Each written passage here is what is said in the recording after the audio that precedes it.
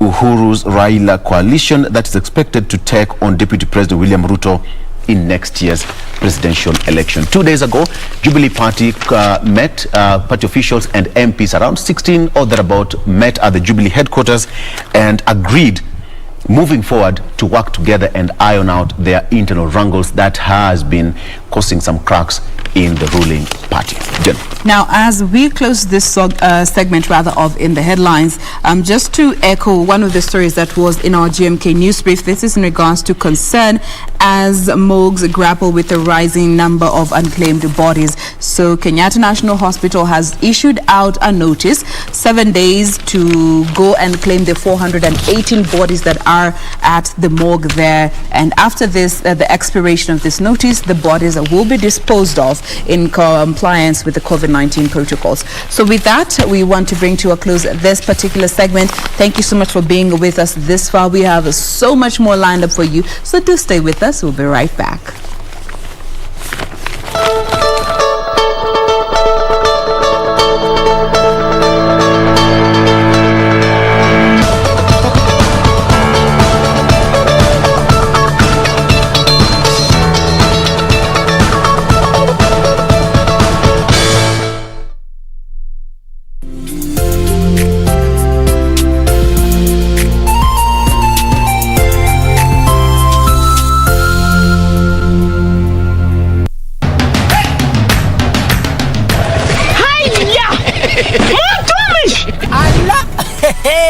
Nissan Serena ndio hii, na unaweza kuwa wewe ndio tunapikia simu. Kodi ya Nissan Serena ni NS, alafu kisha kwenye amount ni 50 bob. Hii Nissan Serena tunakupatia na shilingi 50. Kujiunga na QuickBid ni rahisi. Enda kwenye M-Pesa, bonyeza paybill, kisha weka business number 4032353. Kwenye account weka kodi ya bidhaa unayotaka na bidi yako ya chini zaidi, kwa mfano TV 16, kisha weka shilingi 20 tu kama idadi yako. Weka bidi yako pia kwenye www.quickbid.co.ke. Kumbuka, bidi ya chini zaidi ya kipekee ndio hununua. QuickBid, bidhaa bora kwa bei ya chini. Quiero amarte de una forma diferente, de otro modo. And may I tell you something?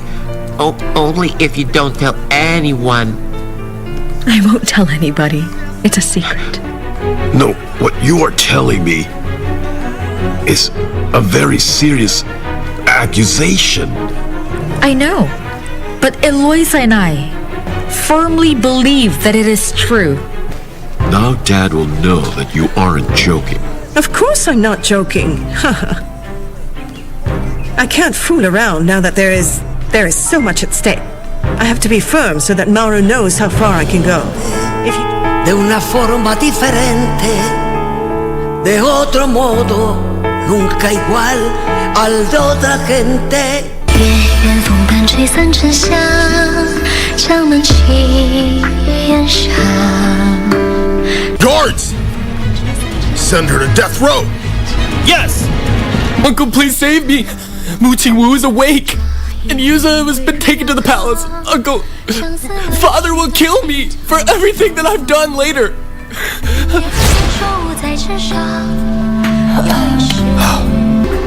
I never expected the Chancellor would gather so much gold and jewelry.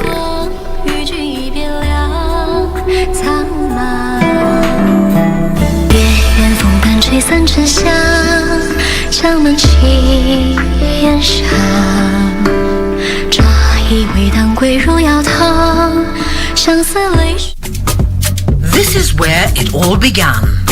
As the mother of broadcasting in Kenya, you can trust KBC to bring you authentic news and programs to your living room. As KBC, we take pride in our unrivaled heritage as Kenya's trusted national broadcaster. Commanding over 92% digital television signal coverage of our country, 23 radio services that cut across our entire language spectrum,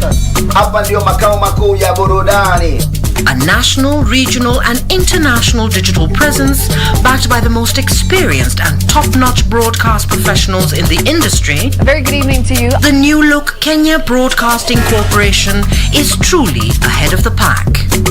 Turn to the mother of broadcasting in Kenya for stories that resonate with our identity, our aspirations as a people united in purpose. Real stories of hard work, of passion, of creativity, of big dreams. Stories that cement our nationhood. Stories that bring us together as one. We take pride in our shared heritage and destiny. KBC. Informing, educating and entertaining Kenyans as one nation. KBC. Kenya's listening. Kenya's watching.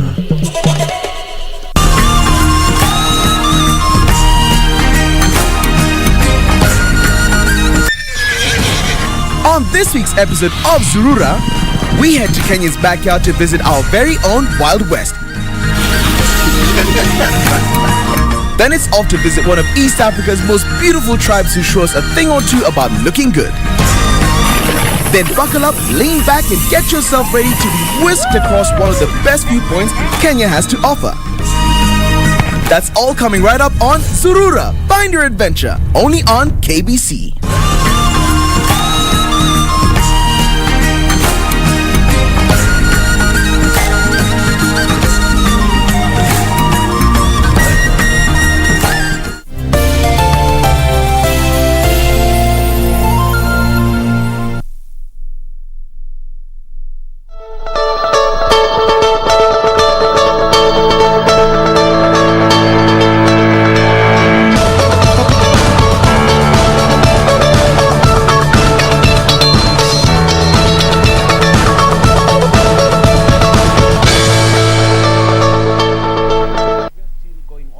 Our debate here at this particular morning, and now let's shift gears and talk matters education. It's important to talk about education, and let's see how it's going to pan out. Now, students are out, kids are out of school for their short-term holidays, but then that does not make education to stop going on. And let's talk about education matters right now. And with me, I'm joined by Gilbert Ngaira, who is the representative of Their World Kenya. All right, if I got it right. And I have got Dr. Moma Teresa Ocharo, who is a senior lecturer at the Kenyatta University, joining me so that we talk about matters education. We all know education shapes life. So they say a child who is not educated is not educated, right, Daktari? Yes. Thank you. Thank you so much for joining us. Thank you.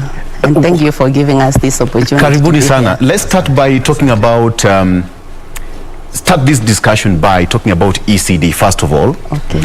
ECD, for those people who do not know what ECD is all about, we went to nursery school, pre-unit, kindergarten, and what have you. How important is that in the formation of a child's education lifestyle? Thank you so much for this opportunity. And I want to say, when we talk about early childhood development, yes, which we normally shorten as ECD, we tend to liken it to pre-primary education. Yes. But when we are talking about early childhood development, we are focusing on a child right from conception through birth up to around 8 years after birth. Yes. And that is a child who is in grade 3. So all these years, those are the early childhood development years. Yeah. The early childhood development years are very critical because this is the time when children form the foundation in life in terms of development, in terms of attaining the social skills that they require, acquiring language, and also in terms of laying a foundation for learning. And this is the time when parents, caregivers, and all actors around the child play a critical role to nurture this child, to ensure that he has a conducive environment that can enhance development. So that is early childhood development. Yes. But also, we talk about pre-primary education. Yeah. This is a child who is 4 years or 5 years, and he has entered pre-primary school now to start learning. But learning starts even earlier because the child acquires the tools he requires, for example, the social skills, learning how to take turns, how to share with others, acquiring the basic language, which he or she will use when he or she enters school. So all these are very critical in a child to be able to thrive in the environment. But Doctor, there is that disparity when you look at the kids in some parts of the country. Compare the public primary schools vis-a-vis the private primary schools. The level of of foundation of the ECD, somehow there's that bit of disparity. How can that gap be bridged so that there is that a bit of uniformity in terms of ECD moving forward? I don't want to compare public and private, but I would compare children from well-off families with those from disadvantaged backgrounds, because we have even private schools that are performing poorly, maybe in the informal sector, in the informal settlement, where they do not get what they are supposed to get. Children from well-off families are advantaged because their parents are able to provide the basic needs they require to support the learning. For example, getting them the learning materials like books, like taking them to places where they can acquire more knowledge and information. Unlike children from disadvantaged backgrounds, those who are in the rural, those who are from informal settlements, those who are in refugee camps, who lack such environment. So that is the comparison I can give, because I cannot say that children who are in the private schools are performing better than those in the public. We have public schools which are in good environments and they are supporting their children. So I would rather consider children based on their background, where they come from and the support they need. And a lot of attention where we should focus it to ensure that children, all children in Kenya are able to acquire quality early childhood to be able to get the firm foundation for future learning. Thank you. Gilbert, there is an event, Global Partnership on Education Summit, coming up. How is it going to be important on ECD in Kenya? Actually, just to match it with what Dr. has said. When we talk of all the element of quality and the different type of children coming from different backgrounds, everything narrows down to resources. And it's all about resources that ensure that our children get the best education as far as learning is concerned. And this is why the Global Education Summit is happening, having been organized by the Global Partnership for Education globally, just to mobilize resources to ensure that more resources is directed towards education. So this is a global summit that as a country we are privileged to have our president as one of the co-hosts, together with the Prime Minister Boris of the UK. And the whole idea is to mobilize around $5 billion that can go towards education.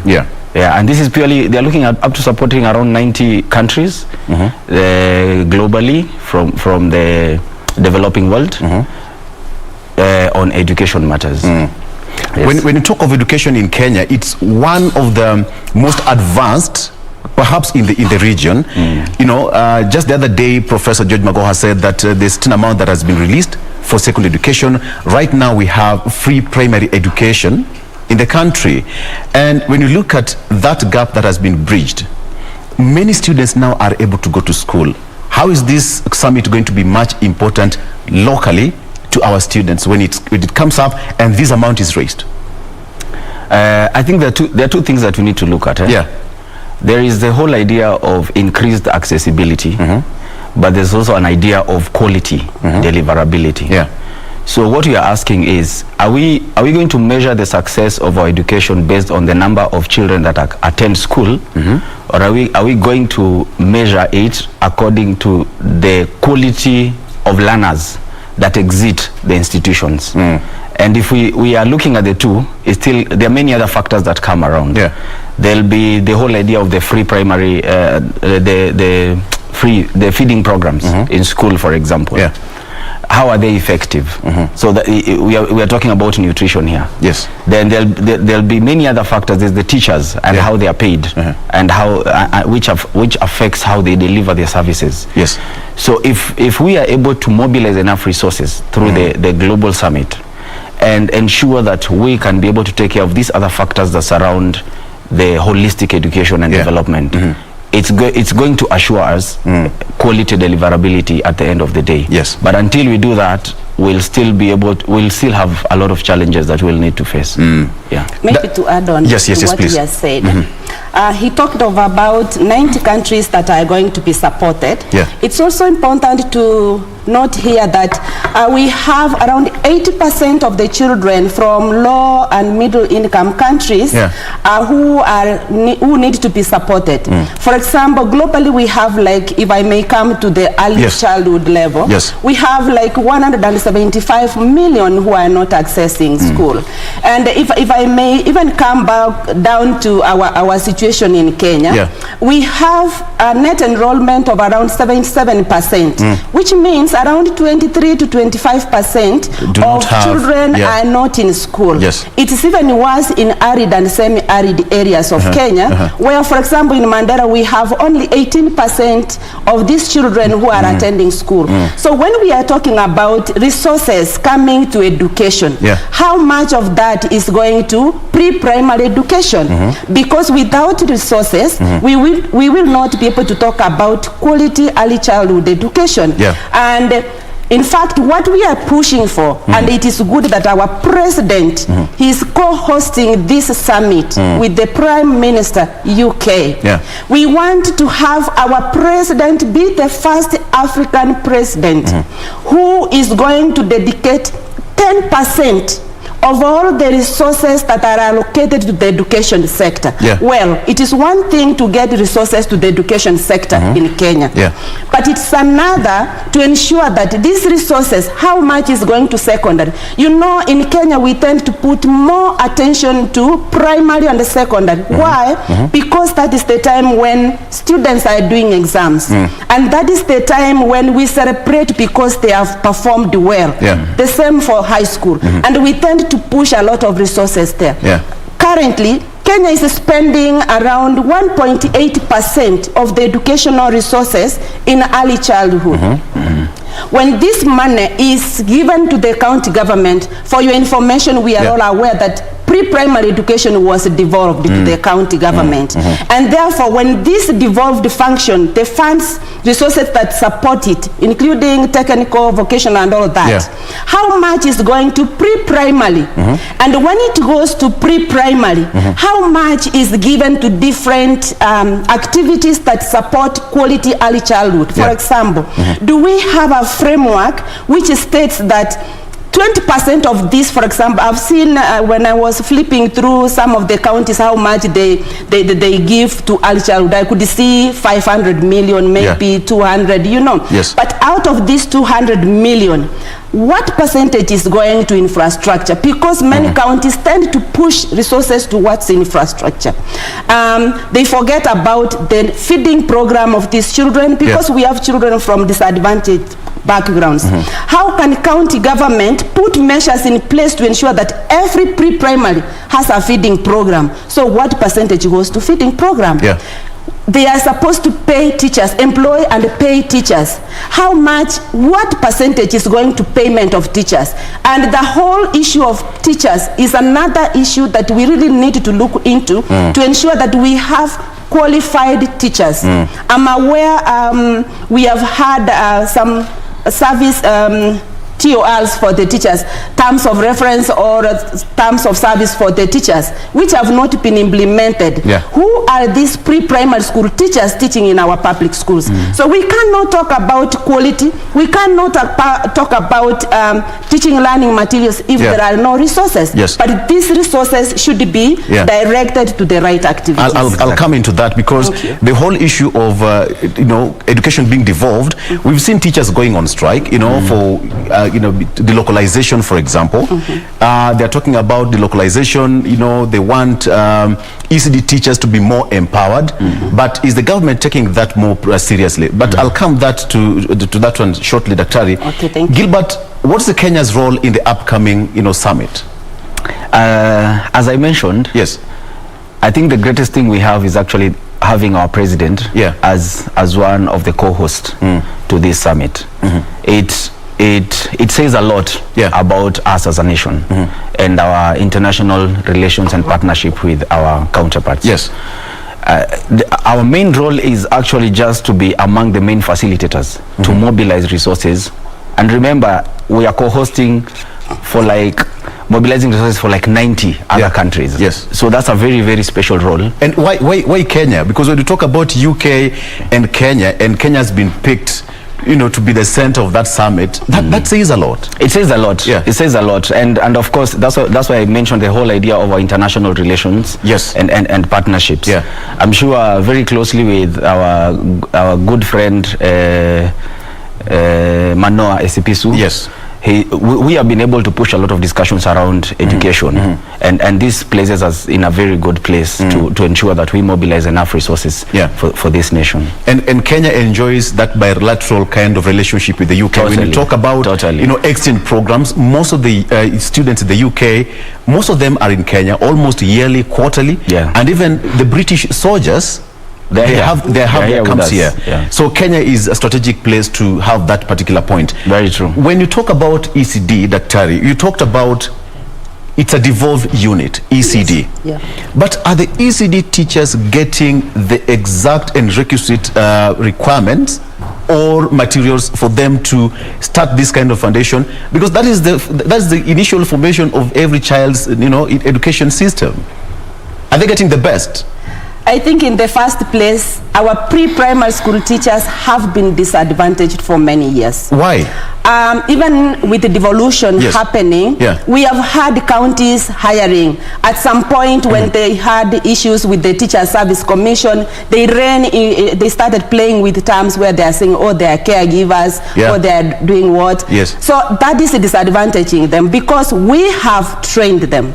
Number two, I don't think the county government who have been mandated to hire pre-primary school teachers are doing a good job. Why?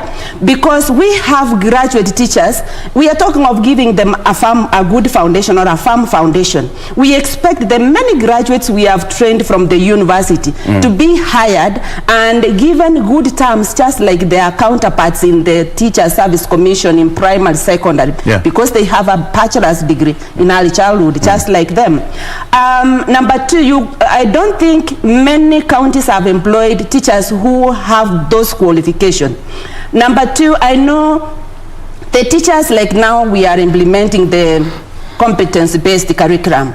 The pre-primary school teachers, we have not seen them are being trained or inducted like their counterparts in the primary. So that is disadvantaging them. The other reason, payment has been so poor because out of the around 92,000 pre-primary school teachers, only 53% are hired by the county government, serving a population of 2.7 million who are employed, who are enrolled in pre-primary school. That number is completely, unstable. Yes. And then when we come to the teacher-child ratio, we have in our public schools one teacher for on average 37 children, while in the private school we have one teacher for 21 children. But the pre-primary education policy standard guidelines requires that one teacher to have 25 children. But you see, this is on average. If you went out there to different schools,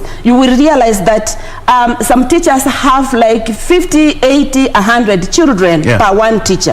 So what are we saying then? Our pre-primary school teachers do not have an environment where they can be able to give the children the foundation they require. Right. Yes, right. Because of all those factors and also lack of teaching learning materials and poor remuneration. All this will impact negatively. Just to bring Gilbert on that, Their World, a global charity organization that you represent, You are running a pilot program in 4 different counties. Yes. What is the progress? Well, it's not a blanket. Right. Yeah, different counties, as Dr. mentioned, we have counties that will progress fast. We have counties that will lag behind. And all this will depend on very many factors. Yes. Yeah, so as we are looking at early childhood education, we have been able to engage with a few counties. Yeah. And we have counties like Kwale, which is one of the best performing counties we have in the nation.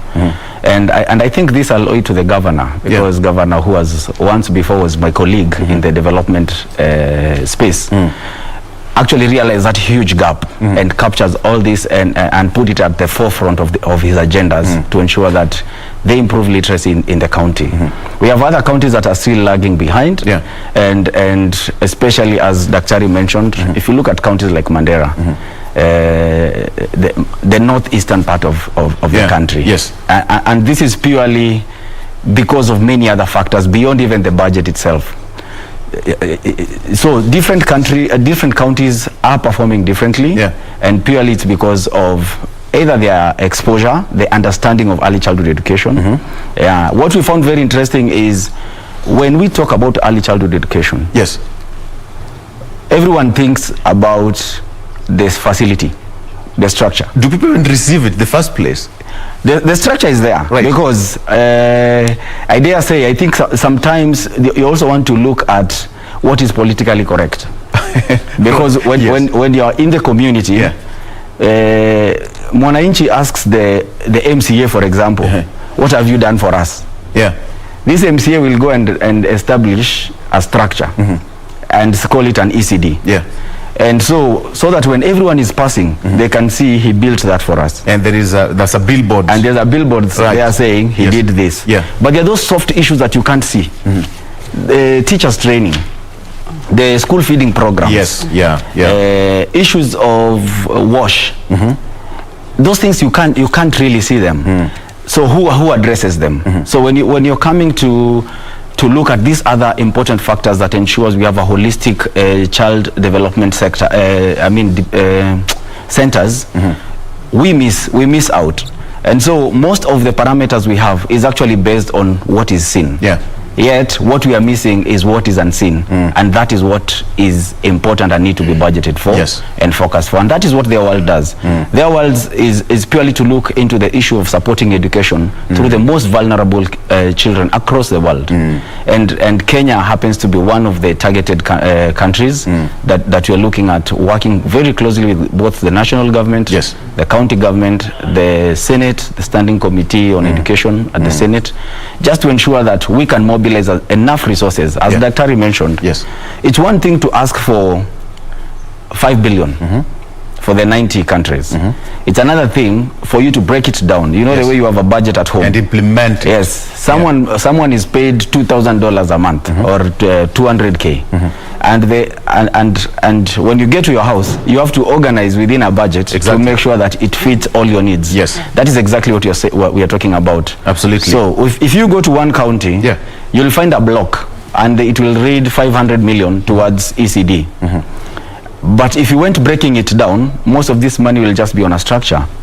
And we're asking ourselves, is that enough to ensure that we prepare our kids to join the primary schools and giving them a better ground when they start?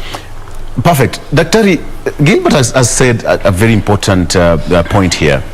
When you talk of ECDs, the teachers, when you find that most kids happen to go to school because of the incentives, call it, quote unquote, for those people who are in the past, they used to see maziwa ya Nyayo. So kids will go to school knowing that every Monday, every Wednesday, and every Friday, there will be a truck of maziwa ya Nyayo given to kids. But at this particular point, the government introduced feeding program. Has that really enhanced ECDs? Because most of the kids from these disadvantaged backgrounds, you find that most of them do not even go to school because either they don't have food back at home, some of them do not even have proper school uniform. How is this GPE, the summit, going to, the fund going to assist, for example, the less privileged societies and even enrollment?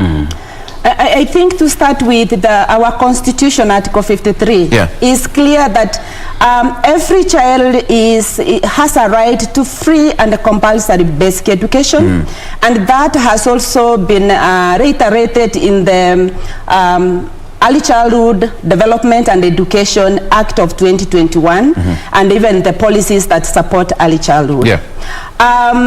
These funds can support all the children if for example, number one, our president commits that 10% will go towards early childhood. And what that means is to have, just like when we talk of free primary school or free secondary school, we have capitation for every child, where we say like 3,000 will be going to every child. That means if a school has 100 children times 3,000, that is the amount that will go to that school. And then there is a breakdown of these 3,000 shillings. How much is going, for example, teaching learning materials, feeding program, payment of the teachers, and all that. In that way, we will have uniformity. Every child will be motivated to go to school. I'm aware that some children from poor backgrounds are not able to go to pre-primary because the parents are required to pay some levies to be able to pay this 47% I talked about of the teachers who are not paid by the county government. So without, we are advocating for funding at different levels. From the global level, we are saying we need money into our basket of education. And in our national level, we are saying, yes, thank you for giving us this amount of money. But at the early childhood level, we want 10% of those resources to go there. And when the 10% is given to the county government, we will go to those county government and we say, it should go with a framework, identifying how much should go where. Then we should go to the county level and ask that governor, you got 10% of the education resources. How much has gone to payment of teachers? What teachers have you employed? We cannot talk of quality education if our county governments are not going to employ qualified teachers. And what is the progress on that? At the progress, I may say from the statistic level that some counties have this 53%. If you went to different counties, you will have, like, at least some counties have ensured they have one count employed teacher, and then the others are not employed while they are teaching, which means who is paying this one? The parents are contributing to pay. So that means some parents who are not able to, either their children will be sent home, so they will not concentrate to learn. So that is how I'm looking at it. So we are advocating at different level. At the global level, let our president fight the war. At the national level, education funds, let it be broken down to ECD level. At the county level, let us also hold the county government. Now, there is something important that I really want to say here. Before devolution came, we had a smooth transition of early childhood from the national level to the grassroots level, where we had the national early childhood education, which was at KICD. And then in every district, we had the district center for early childhood with the program officers who could oversee things at the ground. But with the devolution, the early childhood was thrown to the county. At the national level, we did not have any structure. Who is overseeing this? When the pre-primary education policy of 2017 and the guidelines 2018 came into place, they tried to come up with this structure. Now we have the National Early Childhood Education Committee at the Ministry of Education. Then we are supposed to have the county early childhood education. That's according to that policy. But at the county level, we have not. At the national, I know we have. Once we have this structure, then we will be happy to know that the Ministry of Education at the national level is able to monitor and oversee how certain things are happening in early childhood at the grassroots level. And hold the county governments accountable. I think this is just a topic that we'll have to get enough time on its own, because education affects all of us, including you, doctor. All right, but maybe as we wrap up, before getting to that, what is their world doing to get that fund so that ECD can be well oiled? As you respond to that, as we come to an end as well. So maybe before I come to that, let me just add on something. So there's a global parameter that has been set towards the budgeting, whereby for all the money, the national budget for each country, at least 20% be allocated towards education.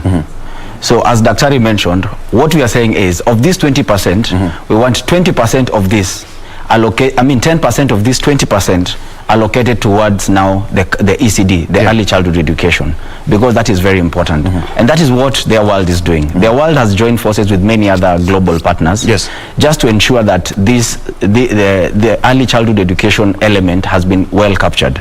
Because many times we talk about education and we forget the lower level.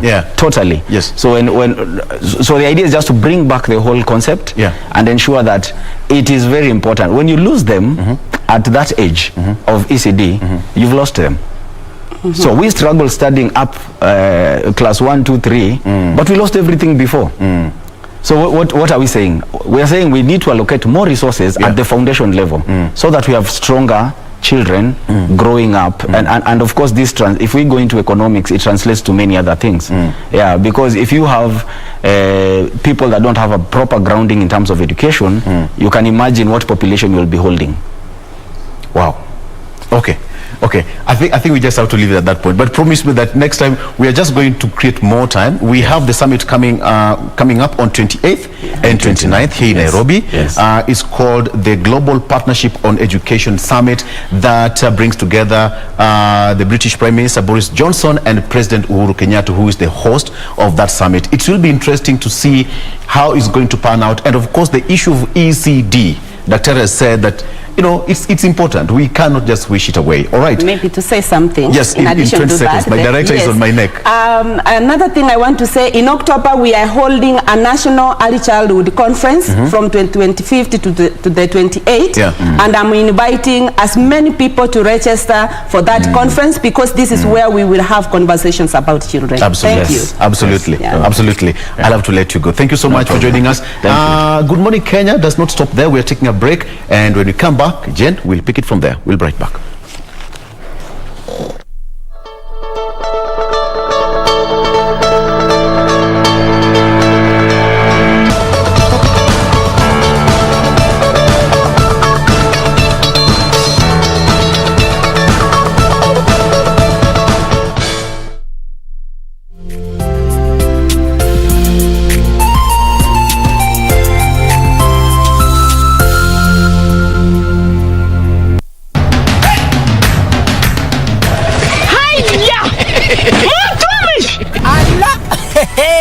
Nissan Serena ndio hii, na unaweza kuwa wewe ndio tunapikia simu. Kodi ya Nissan Serena ni NS, alafu kisha kwenye amount ni 50 bob. Hii Nissan Serena tunakupatia na shilingi 50. Kujiunga na QuickBid ni rahisi. Enda kwenye M-Pesa, bonyeza paybill, kisha weka business number 4032353. Kwenye account weka kodi ya bidhaa unayotaka na bidi yako ya chini zaidi. Kwa mfano TV 16, kisha weka shilingi 20 tu kama idadi yako. Weka bidi yako pia kwenye www.quickbid.co.ke. Kumbuka, bidi ya chini zaidi ya kipekee ndio hununua. QuickBid, bidhaa bora kwa bei ya chini.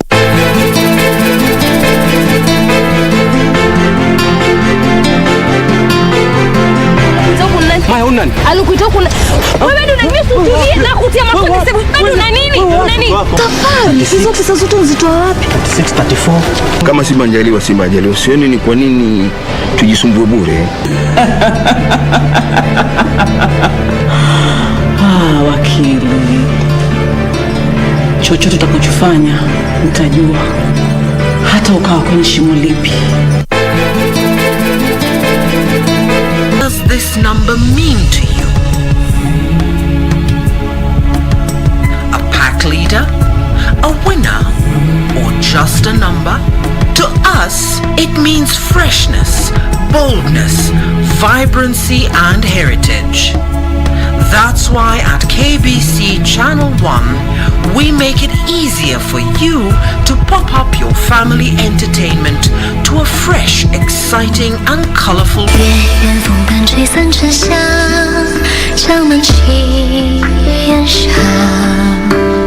Guards! Send her to death row! Yes! Uncle, please save me! Mu Qingwu is awake! And Yuza has been taken to the palace. Uncle, Father will kill me for everything that I've done later.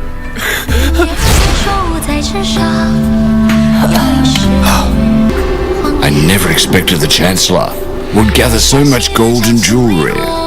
与君一别两苍茫。别院风半吹散沉香，江南青烟上。抓一味当归入药汤，相思泪水。 Quiero amarte de una forma diferente, de otro modo. And may I tell you something? Only if you don't tell anyone. I won't tell anybody. It's a secret. No, what you are telling me is a very serious accusation. I know, but Eloisa and I firmly believe that it is true. Now Dad will know that you aren't joking. Of course I'm not joking. I can't fool around now that there is so much at stake. I have to be firm so that Mauro knows how far I can go. If he... De una forma diferente, de otro modo, nunca igual al de otra gente.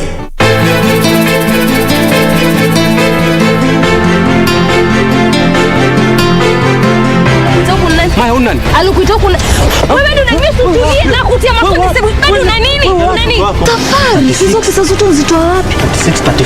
634. Kama si Majaliwa si Majaliwa, sioni ni kwa nini tujisumbue bure. Wakili.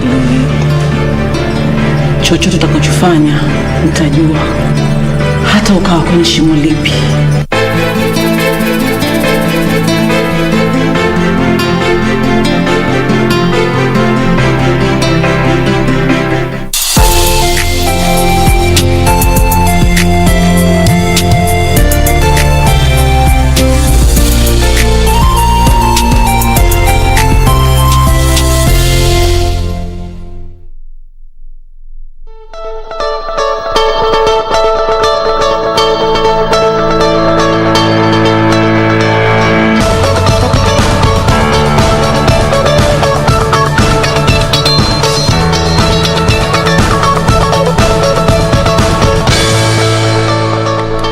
Welcome back. We are glad you are still with us. In case you are just joining us, Karibu tena sana.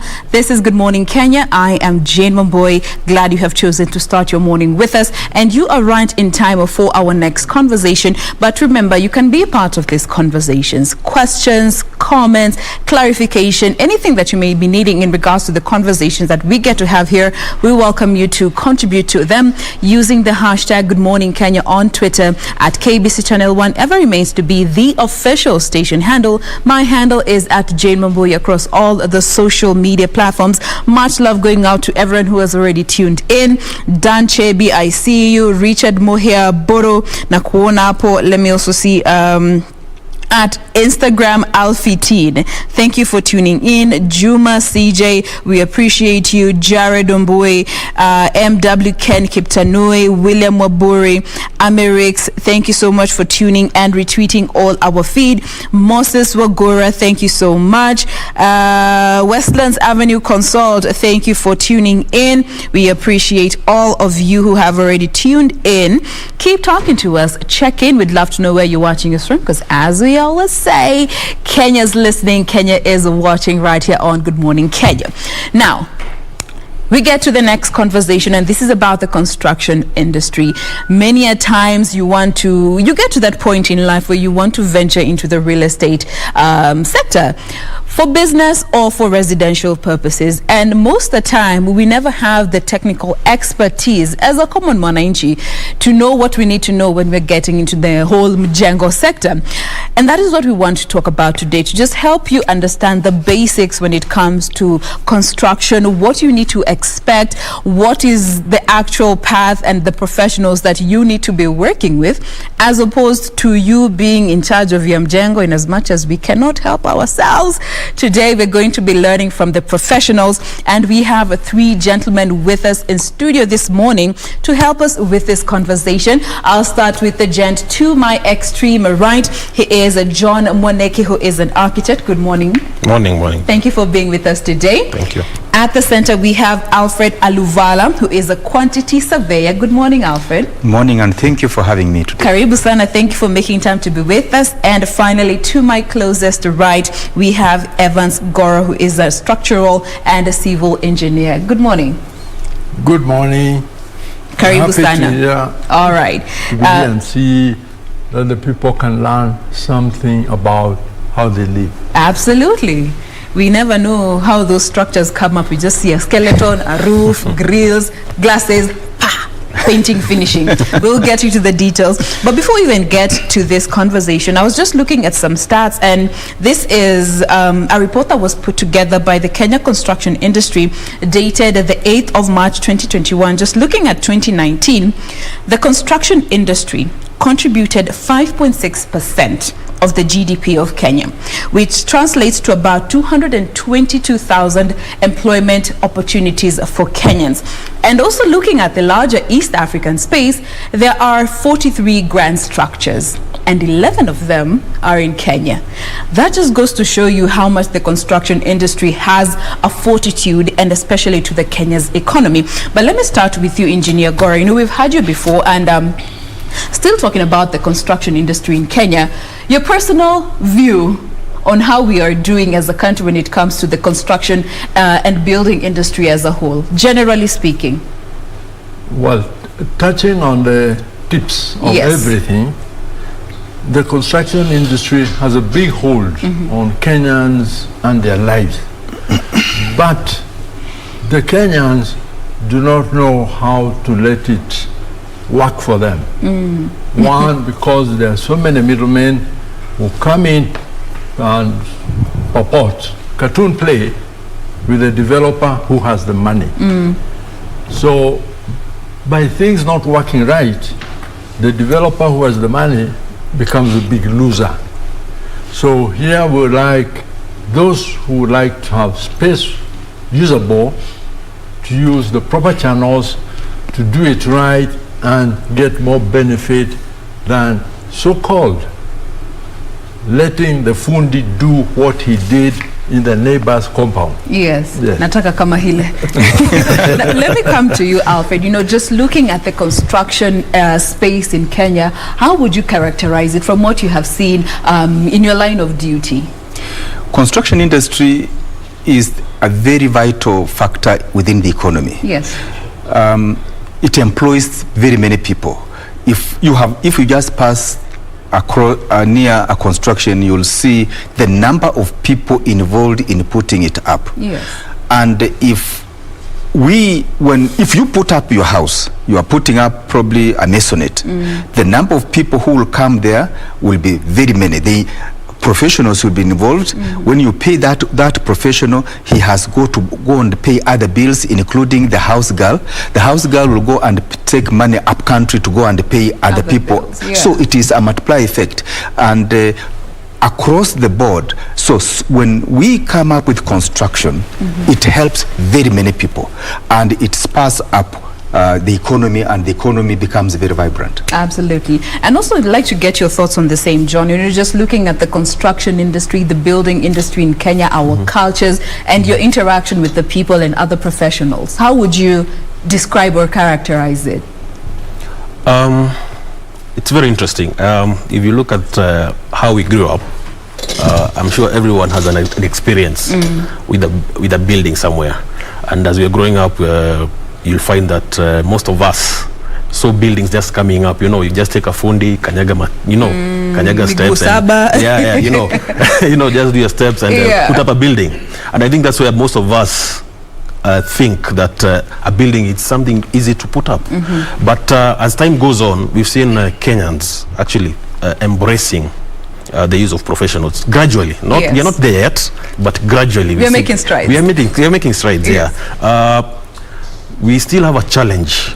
We're still not yet there where people understand the role of an architect, the role of a quantity surveyor, you know, the role of professionals in the building industry. But we are making progress, and we wish to, actually that's one of the reasons why we are here, to enlighten the public on the role of the various professions and the importance of having professionals in their various constructions. Absolutely. Yeah. And I like the fact that you've brought out the whole architect bit, which is your area of specification. Yes. Because just speaking from personal experience, I remember when my father was putting up our home, and I was part of the drawing process. I want my closet to be like this, my room to be like this. And when the blueprint came, and finally when the skeleton was coming up, I was like, it wasn't like this, and see, that is something that so many people do. You just put up a rough sketch of what you want your house to look like and expect it to be like that to the T's. But understanding your role as an architect, maybe help us better understand why, as an architect, you are needed there to ensure that the structure that is put on paper is what that can actually be put up on the ground, and why our specifications sometimes might not be as practical as we want them to be. Yeah, you're touching on the role of an architect, basically, and the role of professionals in the construction industry. Professional architect. A professional architect. There is no other architect. There's just a professional architect. The others are quacks, for lack of a better word. Self-proclaimed ones. Yes. So, an architect is a designer. He's a guy who understands and plans. Will understand the built, the spaces that you're looking at. He will come.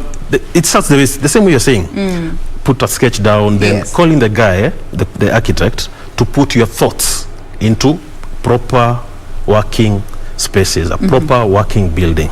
So what does an architect do? He will come in first, understand the client's brief, and of course now design based on what you need, and go on the ground and understand the surrounding. There's so many other factors that you look at.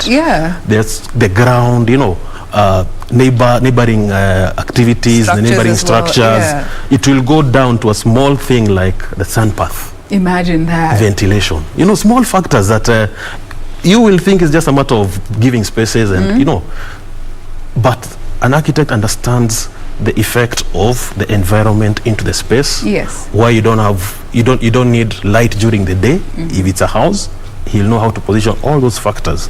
So the architect and the architect will come in and put that on paper.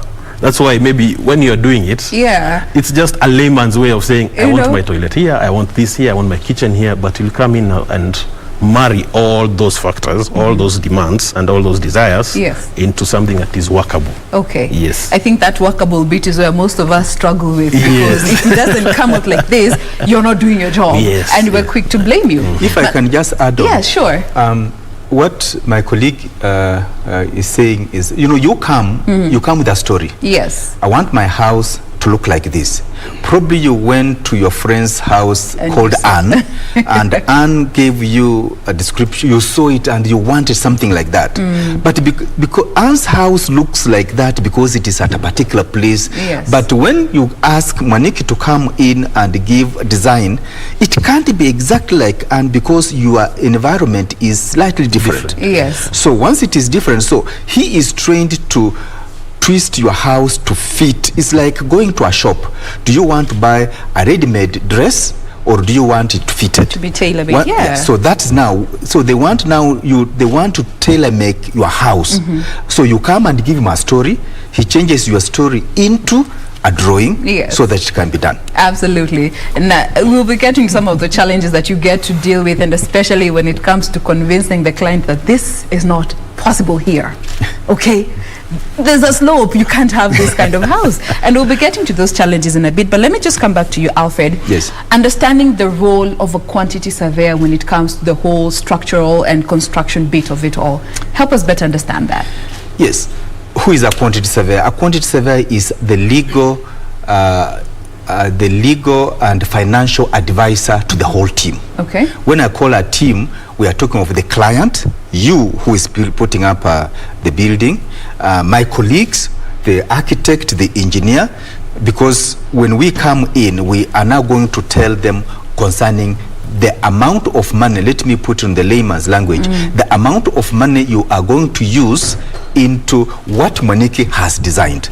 Maniki, you have given a very elaborate story. I want a house that looks like this, I want to place things like this, and so on and so forth.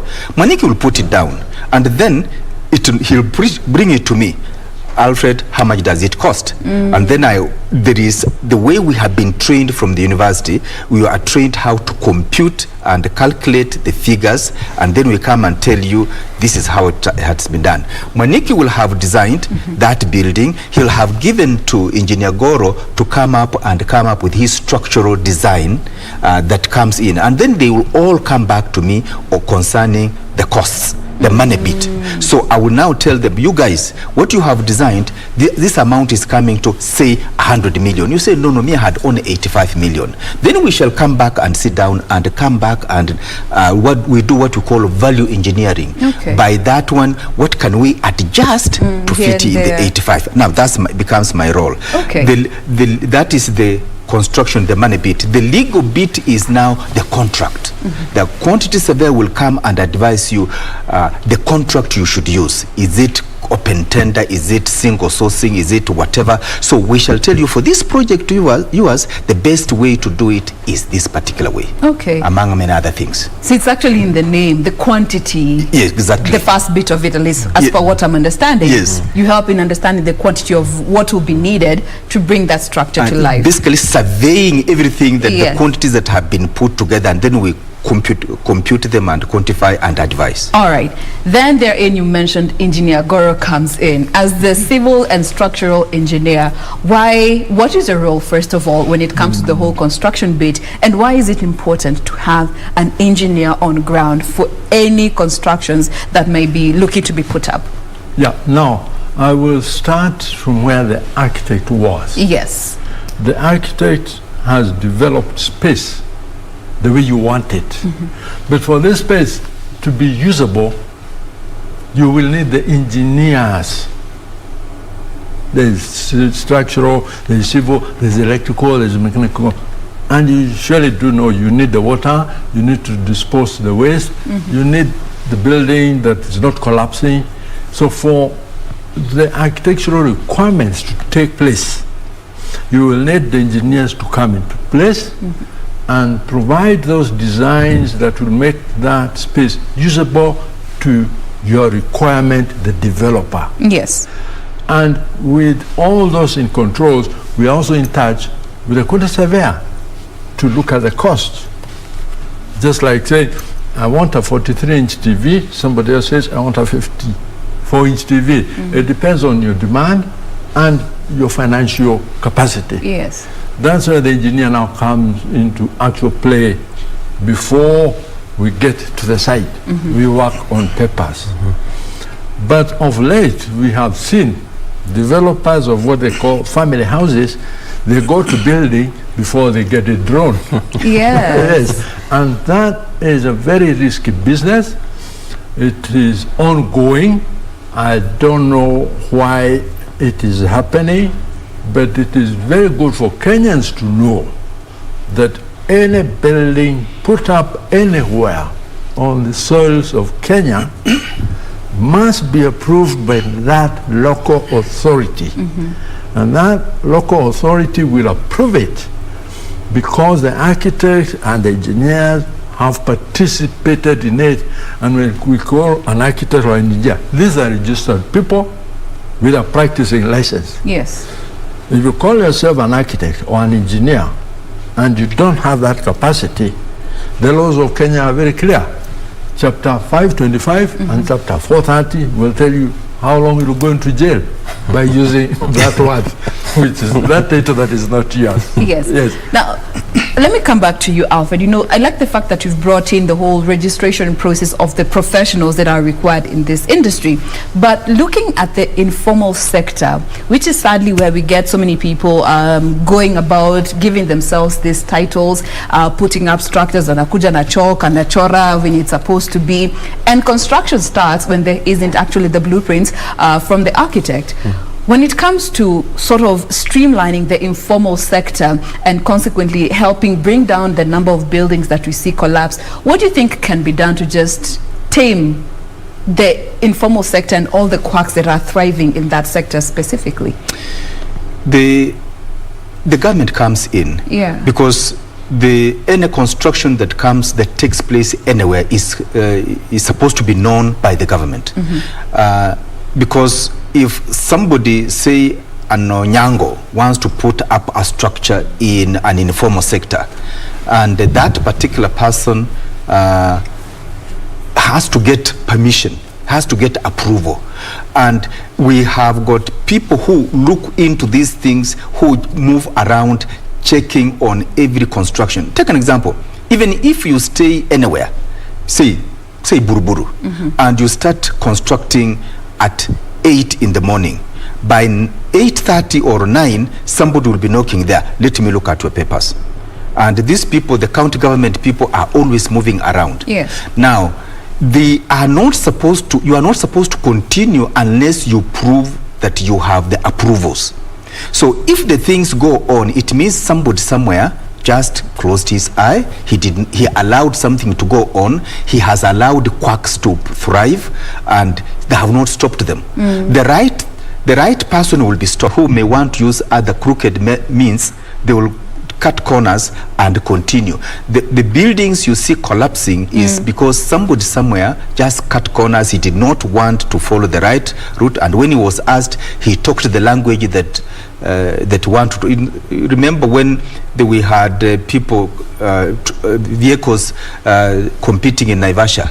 I don't know whether you heard of it. There was this Ugandan who came in and was asked, how did you reach here?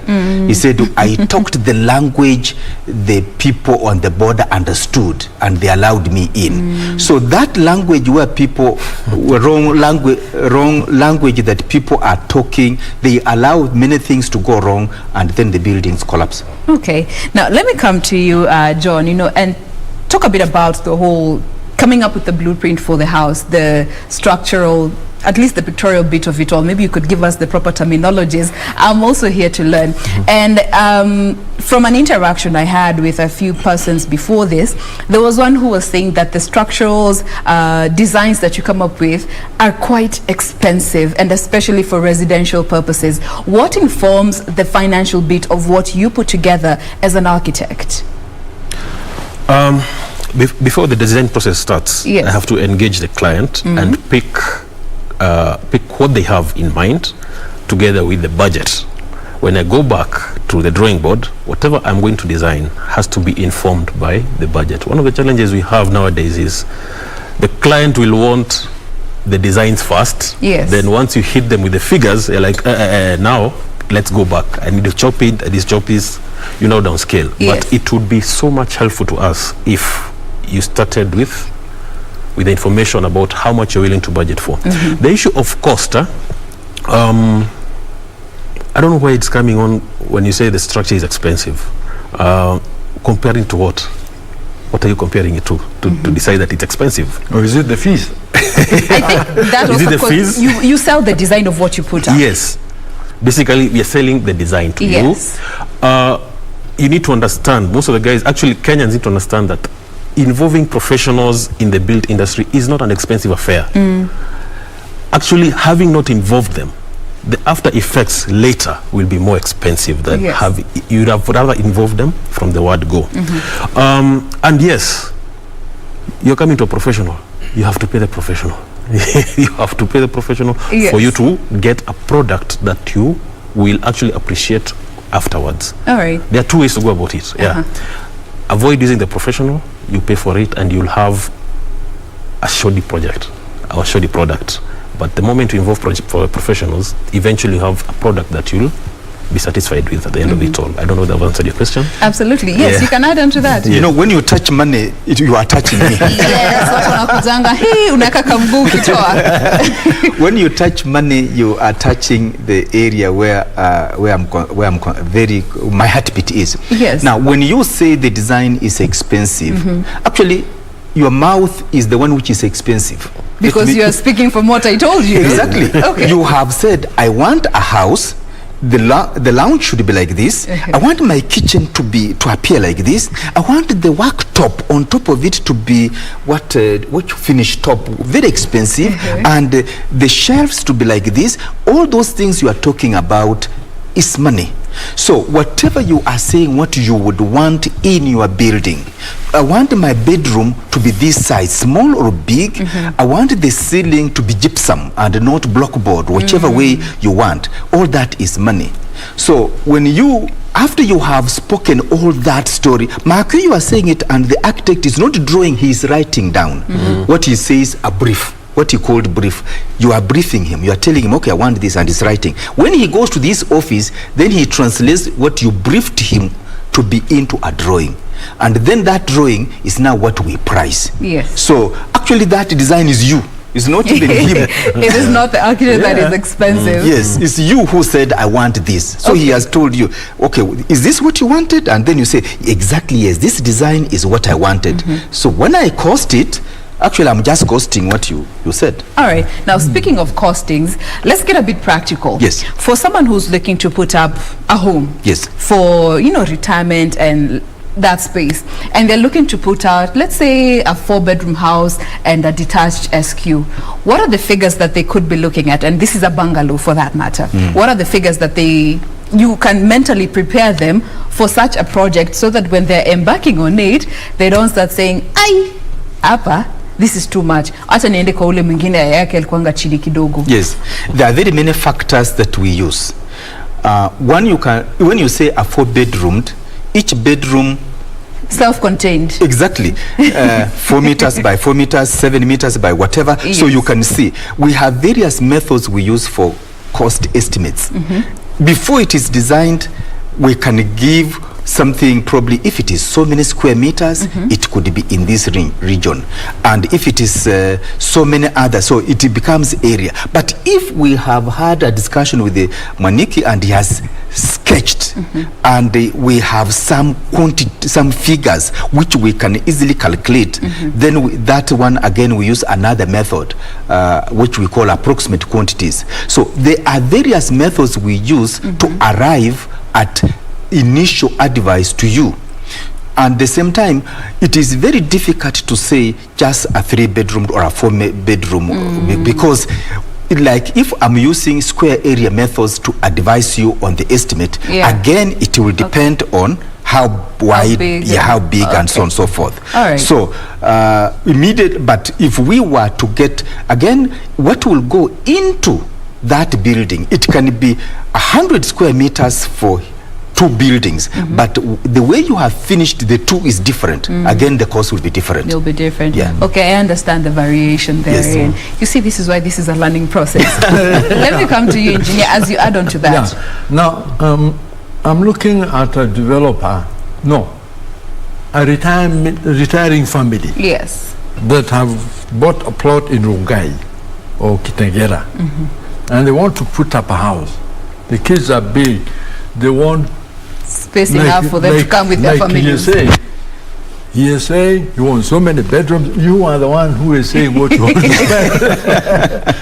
But through the guidance of the conservator, he can tell you, if your level of finishes, you want the PVC tiles, you want carpet, you want ceramics, look at so many shillings per square meter. Then start sizing your bedroom, start sizing your kitchen.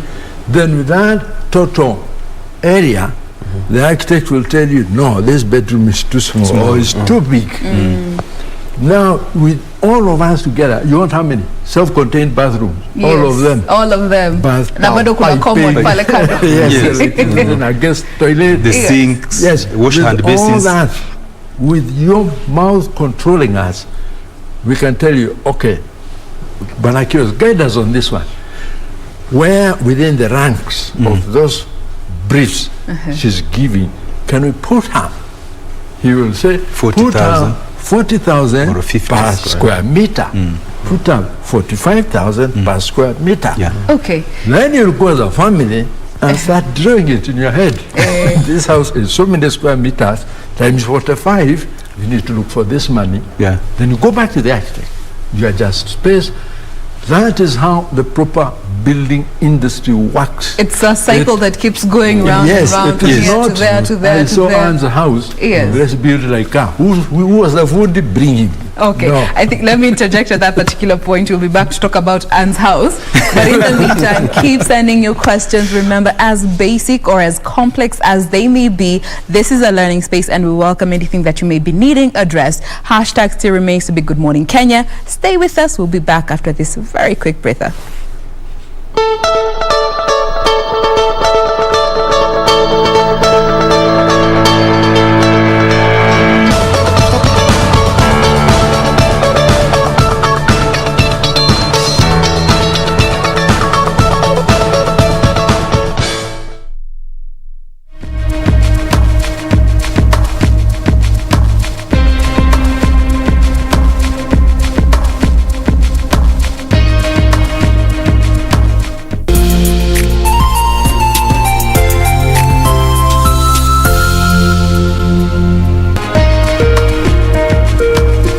Be sure, check out for a KDIC sticker in your banking hall.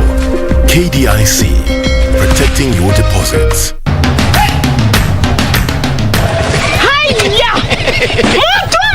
Ala!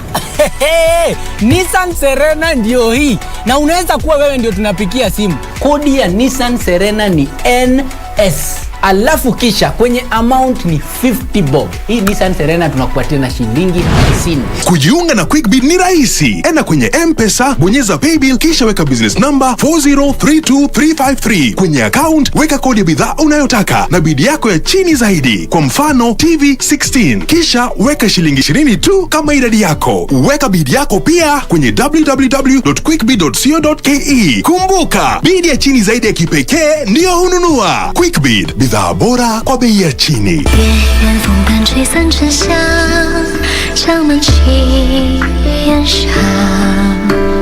Guards! Send her to death row! Yes! Uncle, please save me! Mu Qingwu is awake! And Yuza has been taken to the palace. Uncle, Father will kill me for everything that I've done later. 在纸上。 I never expected the Chancellor would gather so much gold and jewelry. 与君一别两苍茫。夜风伴吹散沉香，香满青烟上。抓一味当归入药汤，相思泪水。 Quiero amarte de una forma diferente, de otro modo. And may I tell you something? Only if you don't tell anyone. I won't tell anybody. It's a secret.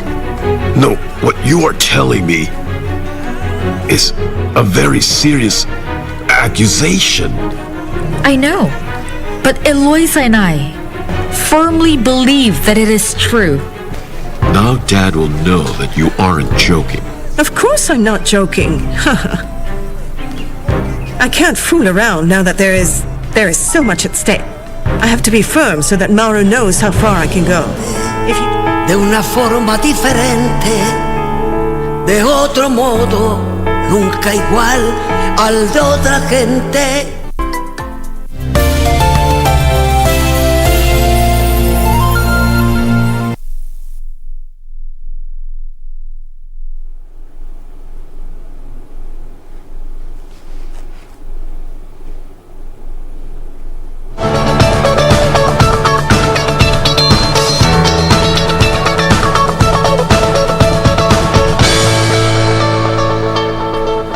Welcome back. Just going through some of your feeds and I appreciate them so far. There's one that has brought up something that we've just talked about with Engineer here. I'll be mentioning that once we get to that particular segment of this discussion. But in case you're just joining us, karibu sana. This is still Good Morning Kenya. We are having a conversation about the construction sector in our country, and of course we welcome you to be part of this using the hashtag Good Morning Kenya. Now let me come back to you. Let me start with you, Engineer Goro.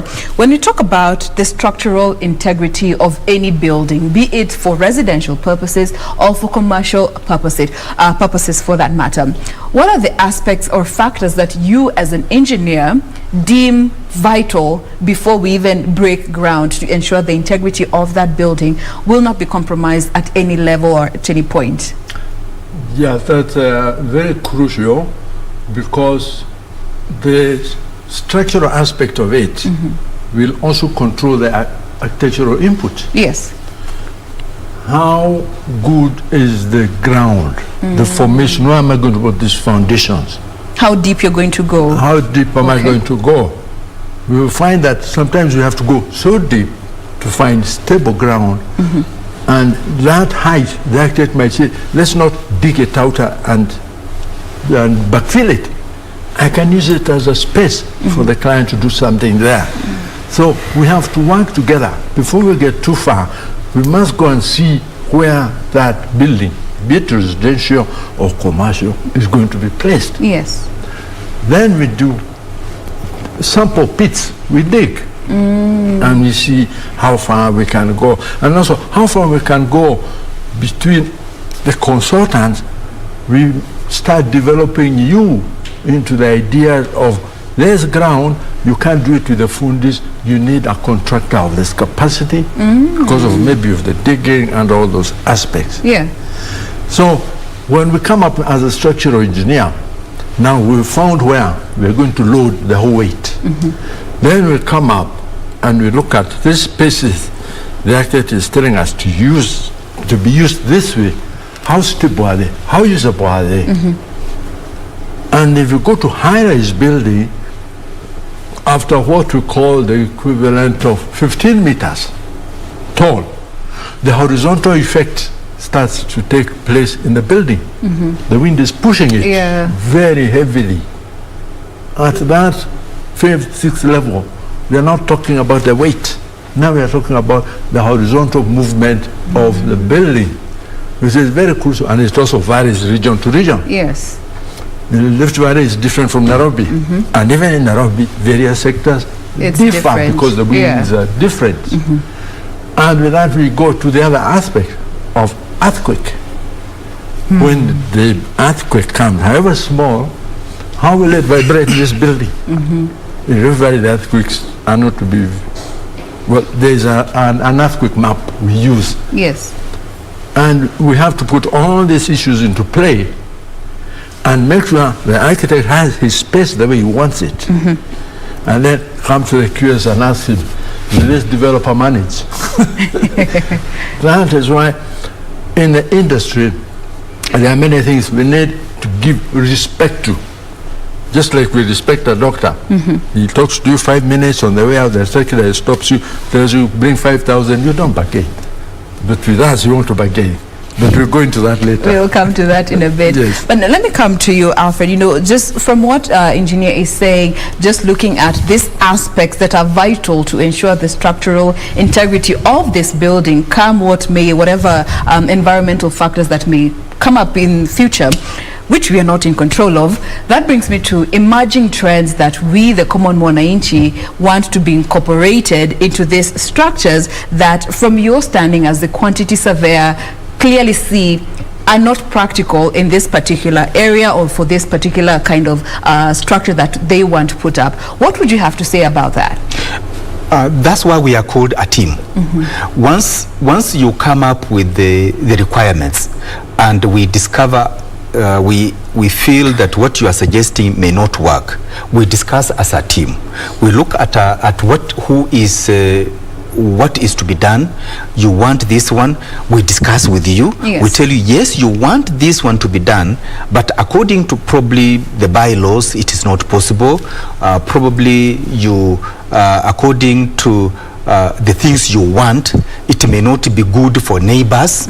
So it's a whole teamwork it's an issue of discussing both as a team and with you as the client. We tell you this cannot work, this can work, and then how can we adjust so that we can accommodate your desires without offending the environment and so on and so forth. All right. Yeah. And that also brings me to you, John, just looking at the emerging trends that are in the architectural space, how would you say they are keeping up with the times, and especially looking at these modern structures that we are seeing in this day and time? How are we doing in terms of, as a country, in terms of keeping up with the emerging trends from an architectural standing? Let me say this. Fancy buildings, in layman's language. Fancy buildings, yes. I think it's a culture that we have in ourselves. Monkey say, monkey do. Yeah. You know, these are buildings that we see in other countries abroad, Dubai's and you know, the States, the UK's.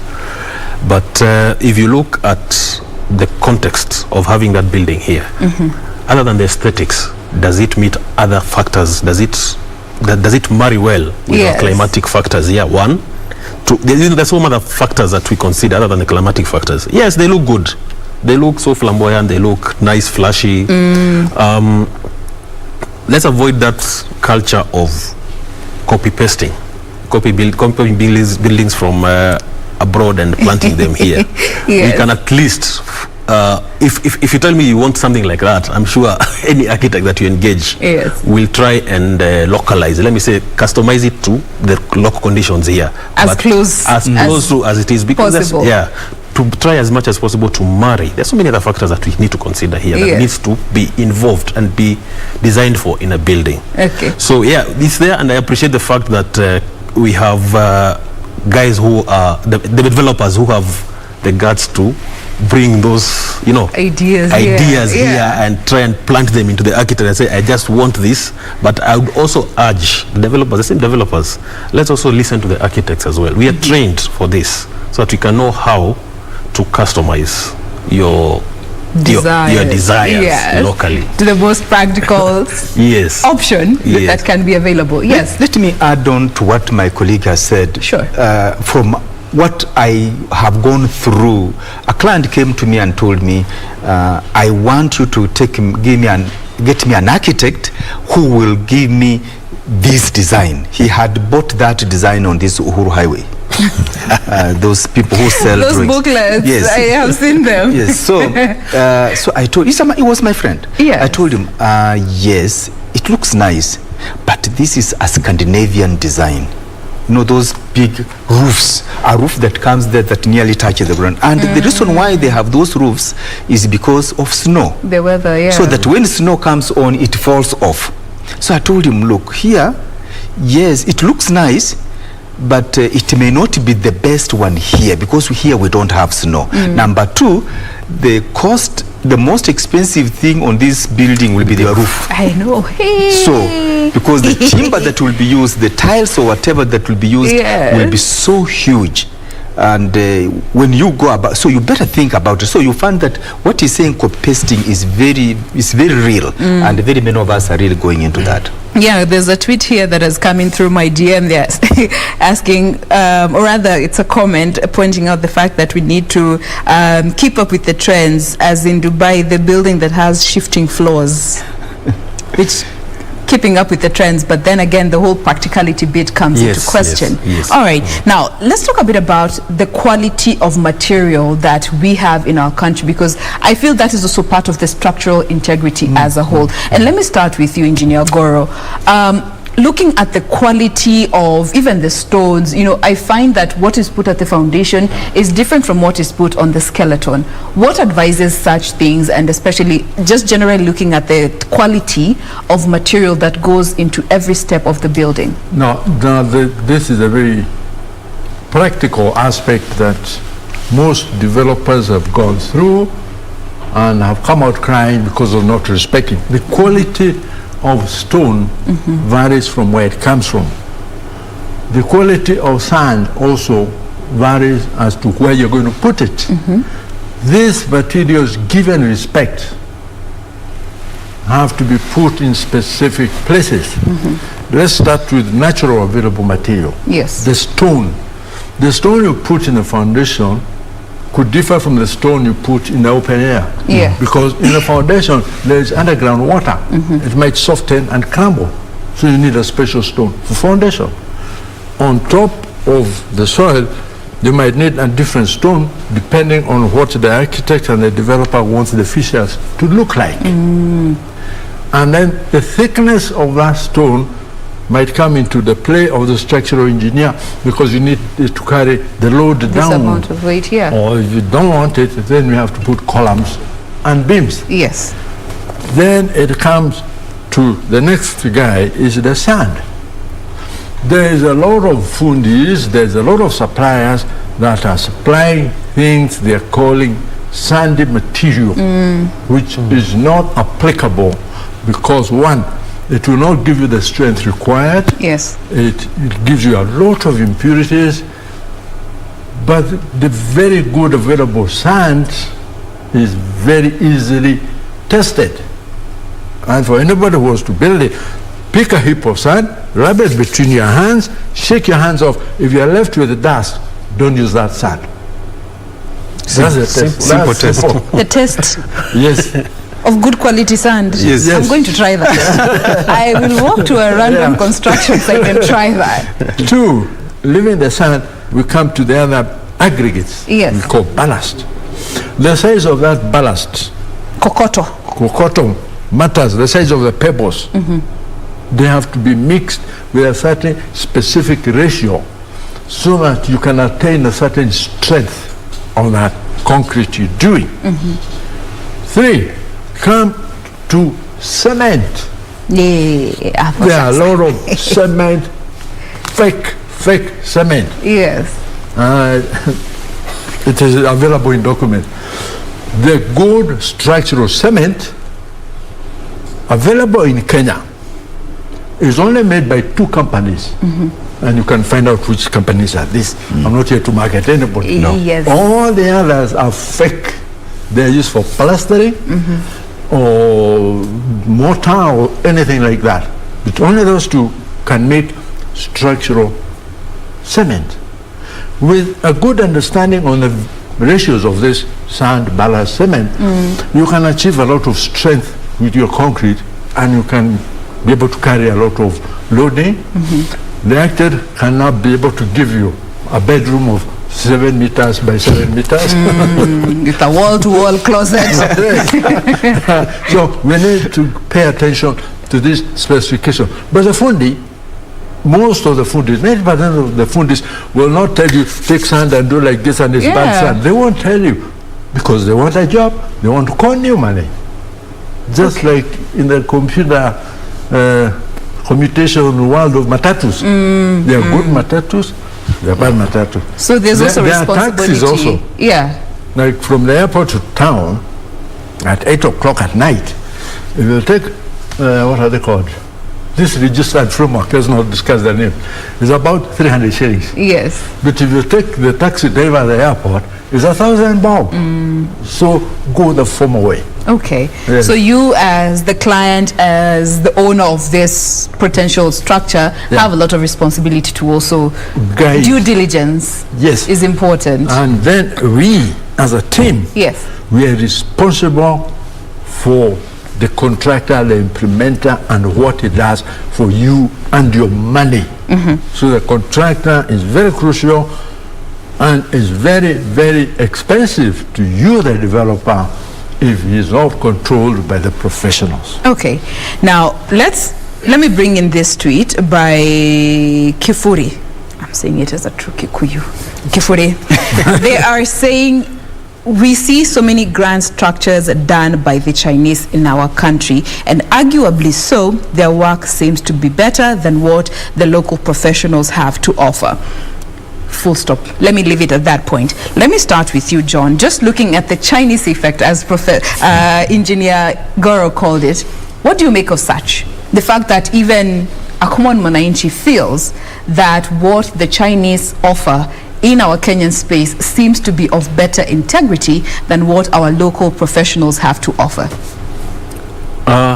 How do I dissect that question?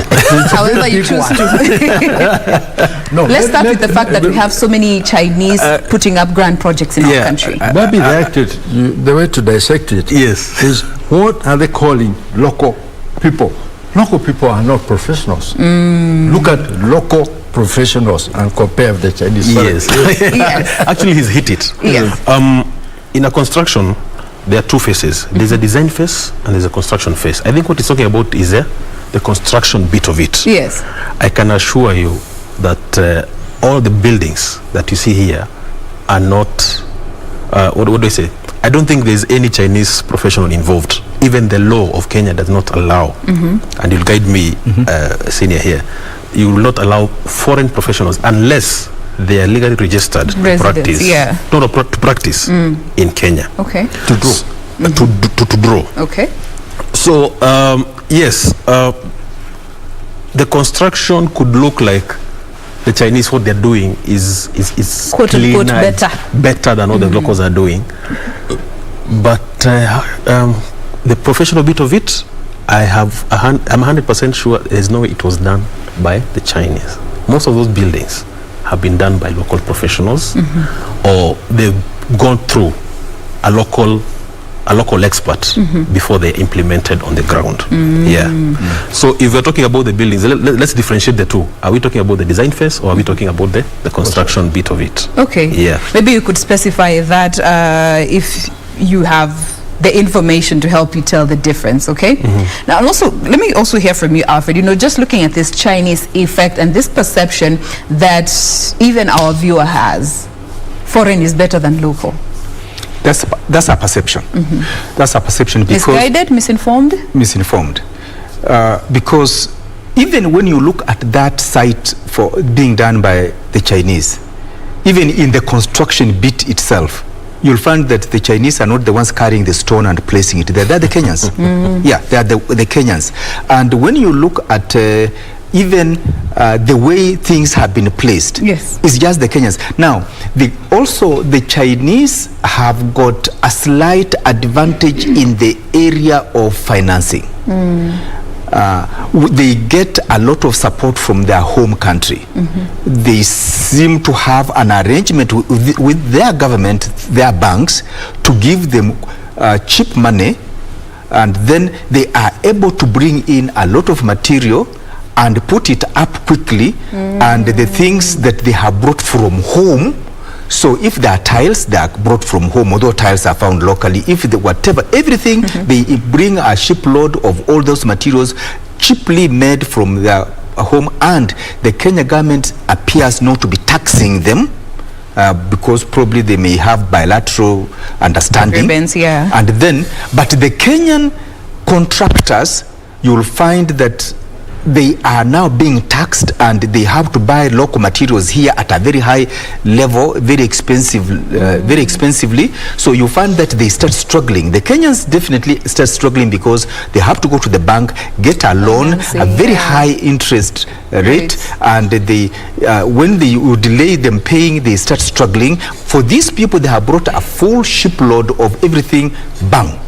So you can't compare. It's like comparing oranges and mangoes. Yeah. All right, Engineer Gore, as we bring this segment to a close. This Chinese factor, like our QS says, they have advantage in a lot of things, both by the blessings of where they come from or their financial institutions, which we are not having here. But they have even more blessings that even the laws in Kenya, they break them and they are allowed to break them by the police. Quote one, I saw a Chinese lorry without a number plate. The driver is a Kenyan, doesn't have a driving license. He doesn't have an identity card. And unfortunately, he hit my car and he was let go by the Kenyan police in Langata.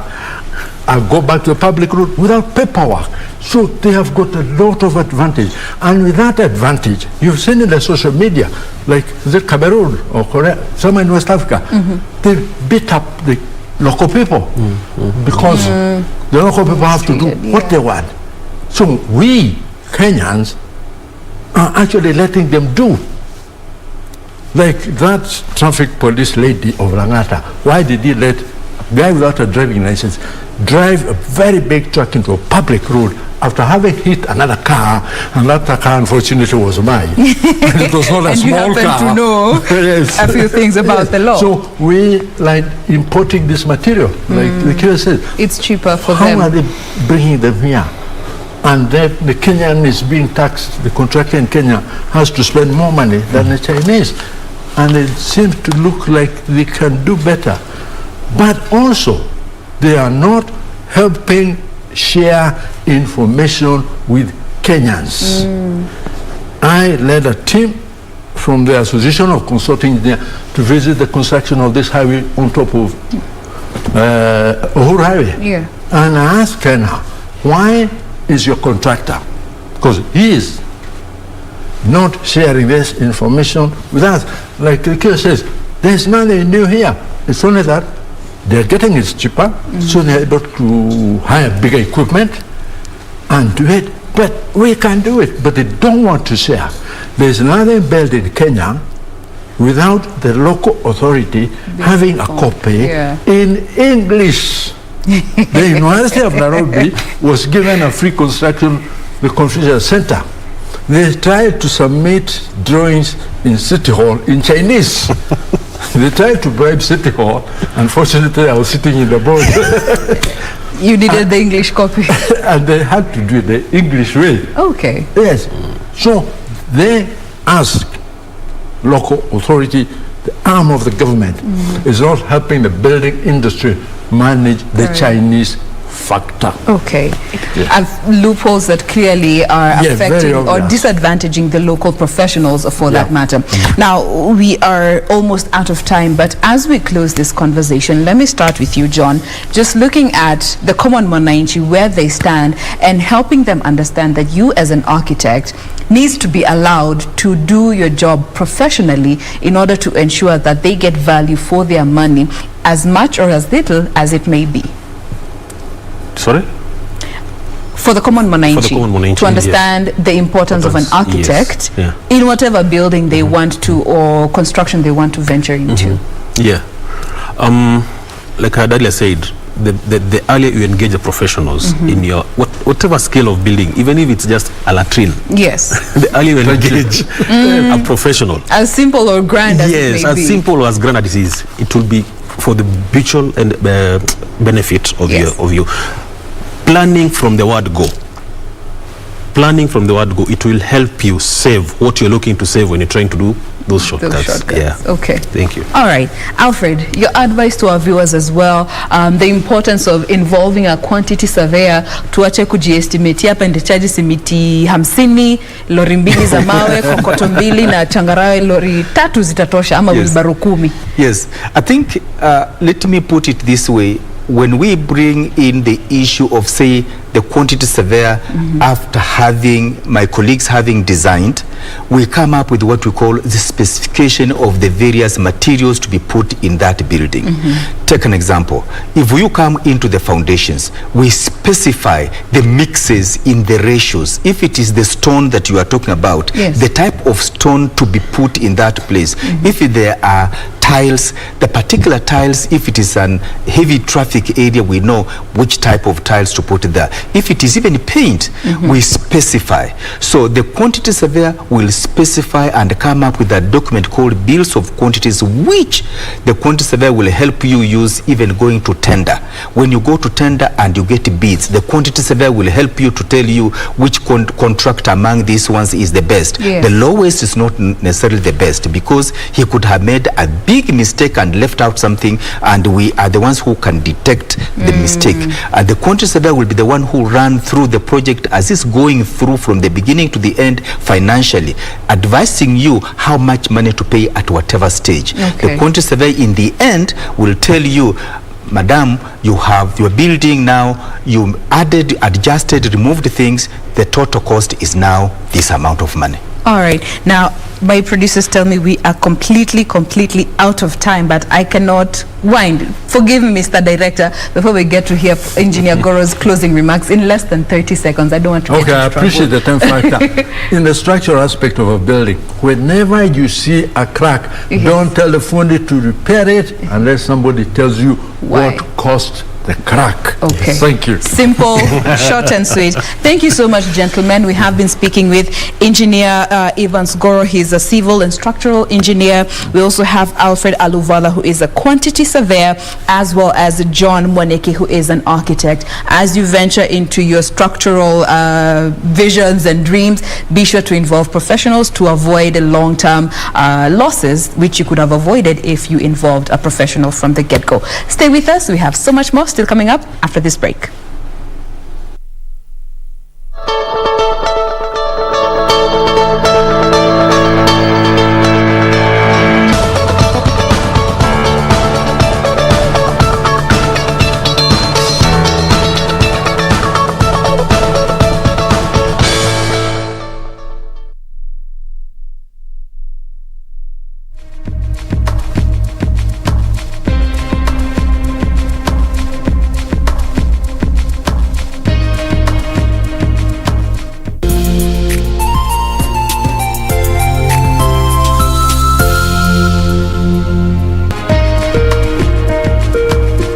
Be sure, check out for a KDIC sticker in your banking hall.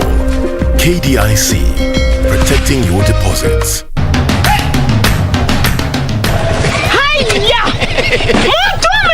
Ala! Nissan Serena ndio hii, na unaweza kuwa wewe ndio tunapikia simu. Kodi ya Nissan Serena ni NS, alafu kisha kwenye amount ni 50 bob. Hii Nissan Serena tunakupatia na shilingi 50. Kujiunga na QuickBid ni rahisi. Enda kwenye M-Pesa, bonyeza paybill, kisha weka business number 4032353. Kwenye account, weka kodi ya bidhaa unayotaka na bidi yako ya chini zaidi. Kwa mfano, TV 16. Kisha weka shilingi 20 tu kama idadi yako. Weka bidi yako pia kwenye www.quickbid.co.ke. Kumbuka, bidi ya chini zaidi ya kipekee ndio hununua. QuickBid, bidhaa bora kwa bei ya chini.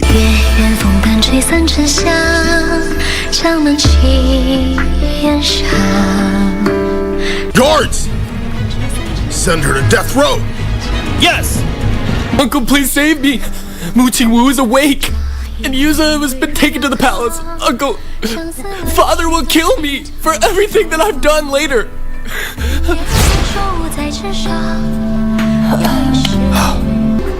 I never expected the Chancellor would gather so much gold and jewelry.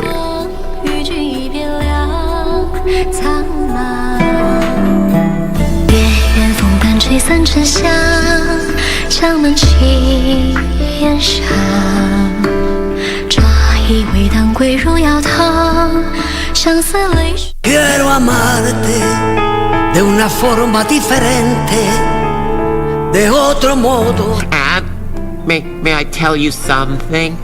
Only if you don't tell anyone. I won't tell anybody. It's a secret.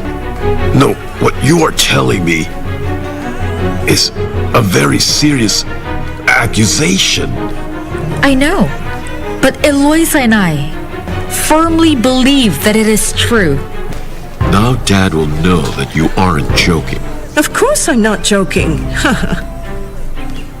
I can't fool around now that there is so much at stake. I have to be firm so that Mauro knows how far I can go. De una forma diferente, de otro modo, nunca igual al de otra gente.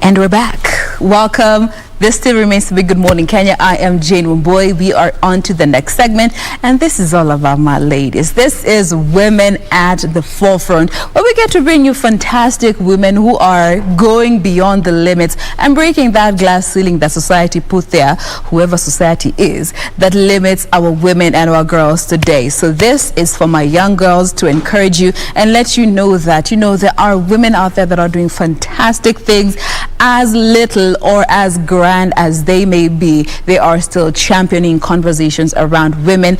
And today we have the pleasure of having with us Njoki Karaoke. She is the managing director of Karji Industries Limited. Good morning, Njoki. Good morning. Thank you so much for making time to be with us today. Thank you. Are you on the socials? Yes. How can our viewers find you and interact with you? Facebook. Not so great on Twitter or they call it the gram. Yeah. My daughters do that for me, but yes, I am on those. How can they find you? Do you remember the handle? At Njoki Karaoke, which is my Twitter handle. Instagram, I don't know. All right, we'll ask baby girl to find it for you before we get to close this conversation. So before we get to what you are doing now, let's journey back and go back to your younger days. As a kid growing up, how would you characterize your life growing up? Oh, it was good. Yeah. Grew up in Nairobi, born, bred. Went to a girls' school, Catholic. Pretty much very easy, if I can say that. Nothing to write home about, but it was really easy. Then went to college. But before I actually went to college, I went to work. And I worked for London hotels because my father felt that I needed to learn discipline before going off abroad to college. And I worked for London at Opejeta, which is in Nanyuki, and I spent about 2 years there, 2 to 3 years, and it was possibly the best years of my life. Was that the dream growing up, or this is something that just came and you're like, oh, okay, it just happened? Not so bad. It was part of my being rebellious. You have that phase. Yes. So I was like, okay, well, if I can do it my way. So that's what I did. And I enjoyed it. It was very remote, of course. It was right in the middle of the bush.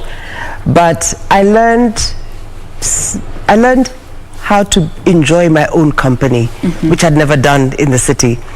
I also learned that there were very wealthy people, because people used to fly in and fly out, and I never knew people could own a plane. Culture shock. Culture shock.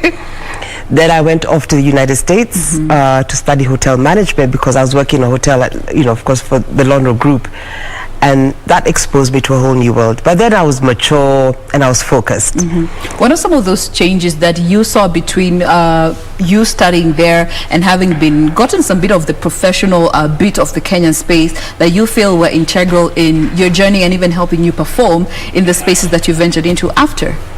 I had a child out of wedlock at the age of 24, and that was sort of like a quick wake-up call. You gotta grow fast. Very. And I did.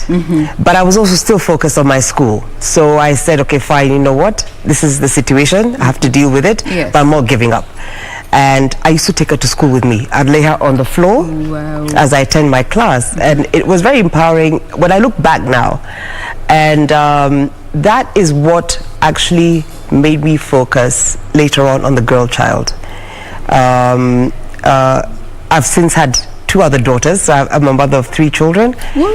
Yeah, girl power. So it's a very exciting journey, but also very worrying. I know, being a mother I have a daughter, so trust me, I constantly worry with all these cases that we are seeing of children trafficking, sexual violence against our little children, abductions. It's very worrying. Now, how was that space when you were working there? You were, as you mentioned, working with and studying still with your baby girl, trying to figure out professionally, and eventually you came back to Kenya. But just before you came back home, what was that space like? Space was it was good because I was focused. Now I have a child. I have to make ends meet. My parents did not know I had a child, which was was scary for me. So eventually when I did inform them, I brought my daughter back home and went back to complete my studies.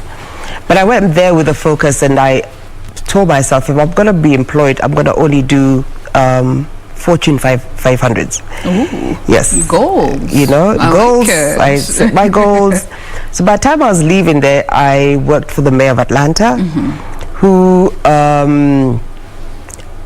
in my plan, I was preparing myself to come back to serve my country, to work in the public sector. It didn't happen. But that was, so I set my goals and I knew what I wanted.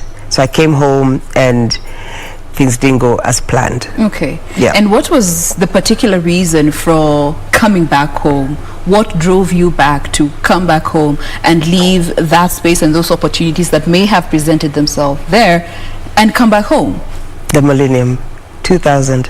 Wow. If I did not jump 1999 into 2000 in Kenya, I was never going to come back. And it was a goal because I said, you know, I'm not an American. And I will never be. I don't belong. This is not my home. And I said, if I don't jump it, because of course, you know, making the money there is good, though you work hard. Yes. But I said, if I don't jump the millennium in Kenya, I'll never come back, and I need to come back home to serve my own country. All right. Yeah. Now, you're back home, you're in Kenya. Which areas did you venture into? I was an insurance broker. I was a secretary, I was a receptionist. I did everything because I said I cannot sit at home and wait for that grand job. So I did anything that came my way that would make, at least, you know, to be financially empowered, and eventually got a job that was within what I wanted to do, which is event management. So I got a job with an organization called Young Presidents Organization, and I was the chapter administrator in Nairobi, and that now began to open doors. So in 2000, then I worked for Alliance Hotels. So I went back to what I knew best, industry, and I did that for about 2 years, which was good. It was fun, it was exciting. They allowed me to take my kids on holiday to the hotels, so it was good. And then in 2005 is when I branched on my own. All right. Now, at some point, was it in 2005 where you decided to have this shift in your career, or what informed the shift that came along to getting to you where you are even in this time and space, conversations around the girl child? That came way later. 2005, it was about paying school fees. Three daughters bringing in money. What is bringing money? And I was still in a space where it's, you know, bills. So I did that for 10 years. So in 2015, actually before 2014, I met a lady because we were having a conversation about a conference I wanted to organize. Yes. Because that's what I was doing then. And she casually mentioned that, oh, you know, I wish there were people manufacturing affordable sanitary pads.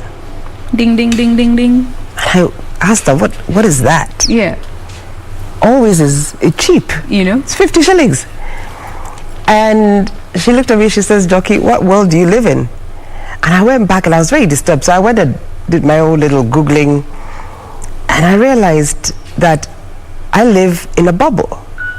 50 shillings is 50 shillings to me, it's not to everybody. Yeah. So that was greatly disturbing. So I got obsessed for like about 6 months just looking. And so through all that, I stumbled upon a man called Arun. I call him Arun. His name is very long. He's an Indian man. Today he's known as the Pad Man. If you say the Pad Man in India, everybody knows him. There's even a Netflix movie about him. And I got in touch with him, and he told me, I don't Skype, I don't have telephone interviews. If you want to meet me, you have to come to India. Person. Oh, wow. I was on the next flight. You went? I went. Okay. And that was the end. That was the beginning of a new journey, a new chapter in my life. I met him, very humbling, extremely humbling experience. He deals with the poor, and he really inspired me to come and do better. What are some of those harsh lessons that you learned from this blissful ignorance that you were living in about a pad that could be going for just 50 shillings to you, but for someone else that is breakfast, lunch, dinner. What are some of those lessons that you learned from this experience? Well, for me right now, it's that we live in an extremely selfish society. Yeah. And I don't know if I can't say it's ignorance, because we read about it, you know about it, but we've become, okay, let me just take you back. I remember growing up, in my home, where you always had relatives from the village come and visit, and it was the norm, and you always knew your father or mother or somebody was being educated somewhere. It was the norm. But there's been a disconnect in my generation. It's about me and my family, and that's it. And what have I achieved in terms of material? So when I look back before I embarked into this journey, is that it's a choice we've made to just ignore and be blind. We live in a poor country. Kenya is not a first world. So the reality is that 60-70% or more live in poverty. So that is disturbing to me, because it took me so long to figure it out. Your maid is coming from the slum, but you don't care to know. So those are the things that really, I don't beat myself up anymore, but I did for a bit. And when you were presented with it, you still found a reason to argue against it.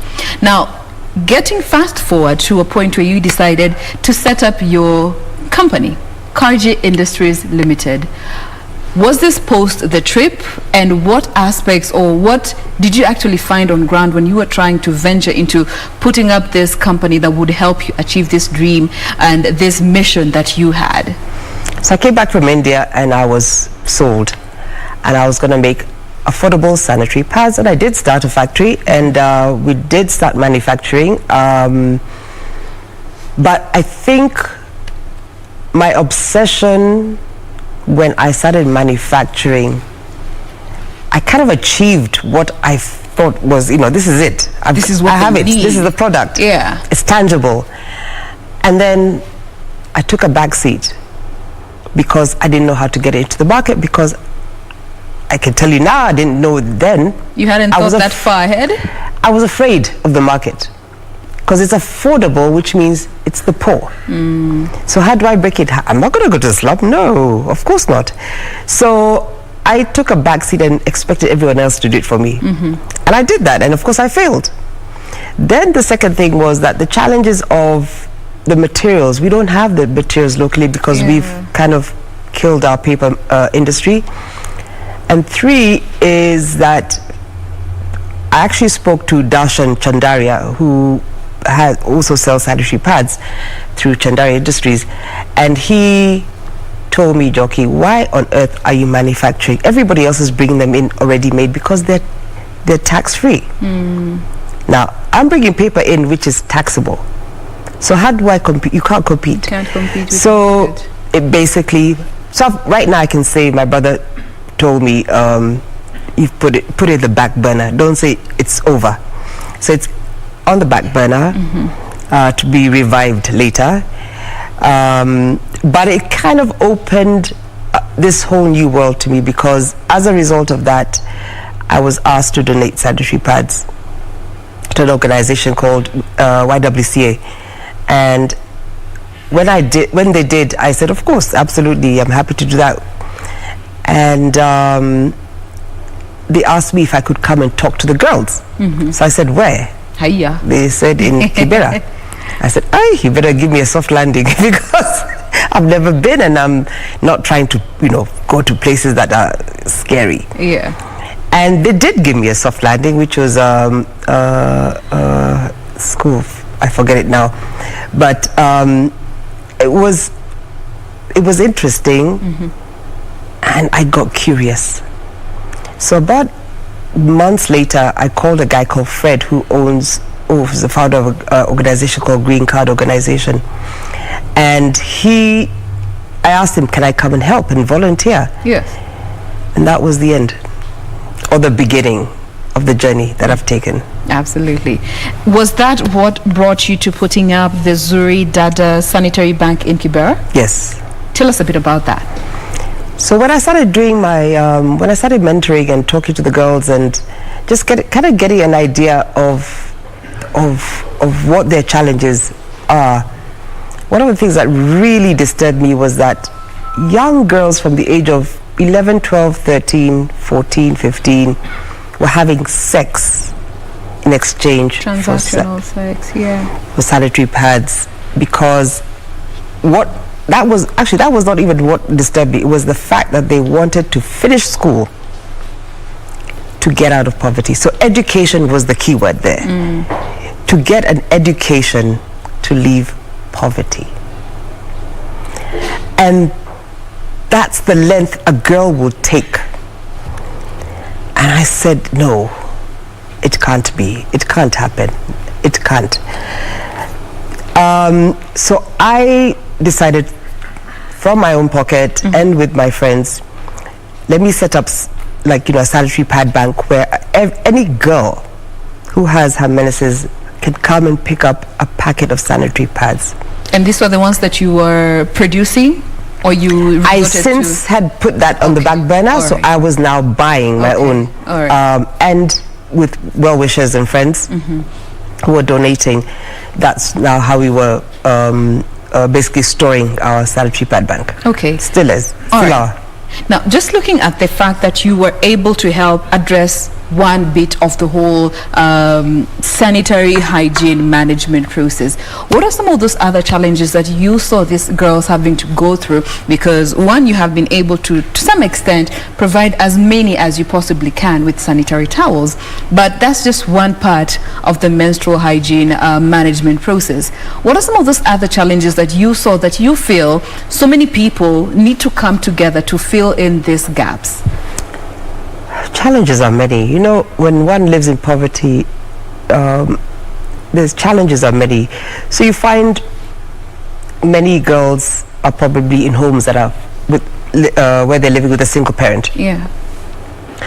They probably have 4, 5, 6 siblings. They're in a 10 by 10, which is a space this big. They not only have, that is probably even just a small problem. There's a problem of, are we going to eat today? Are we going to have a roof tomorrow? Is my mother working?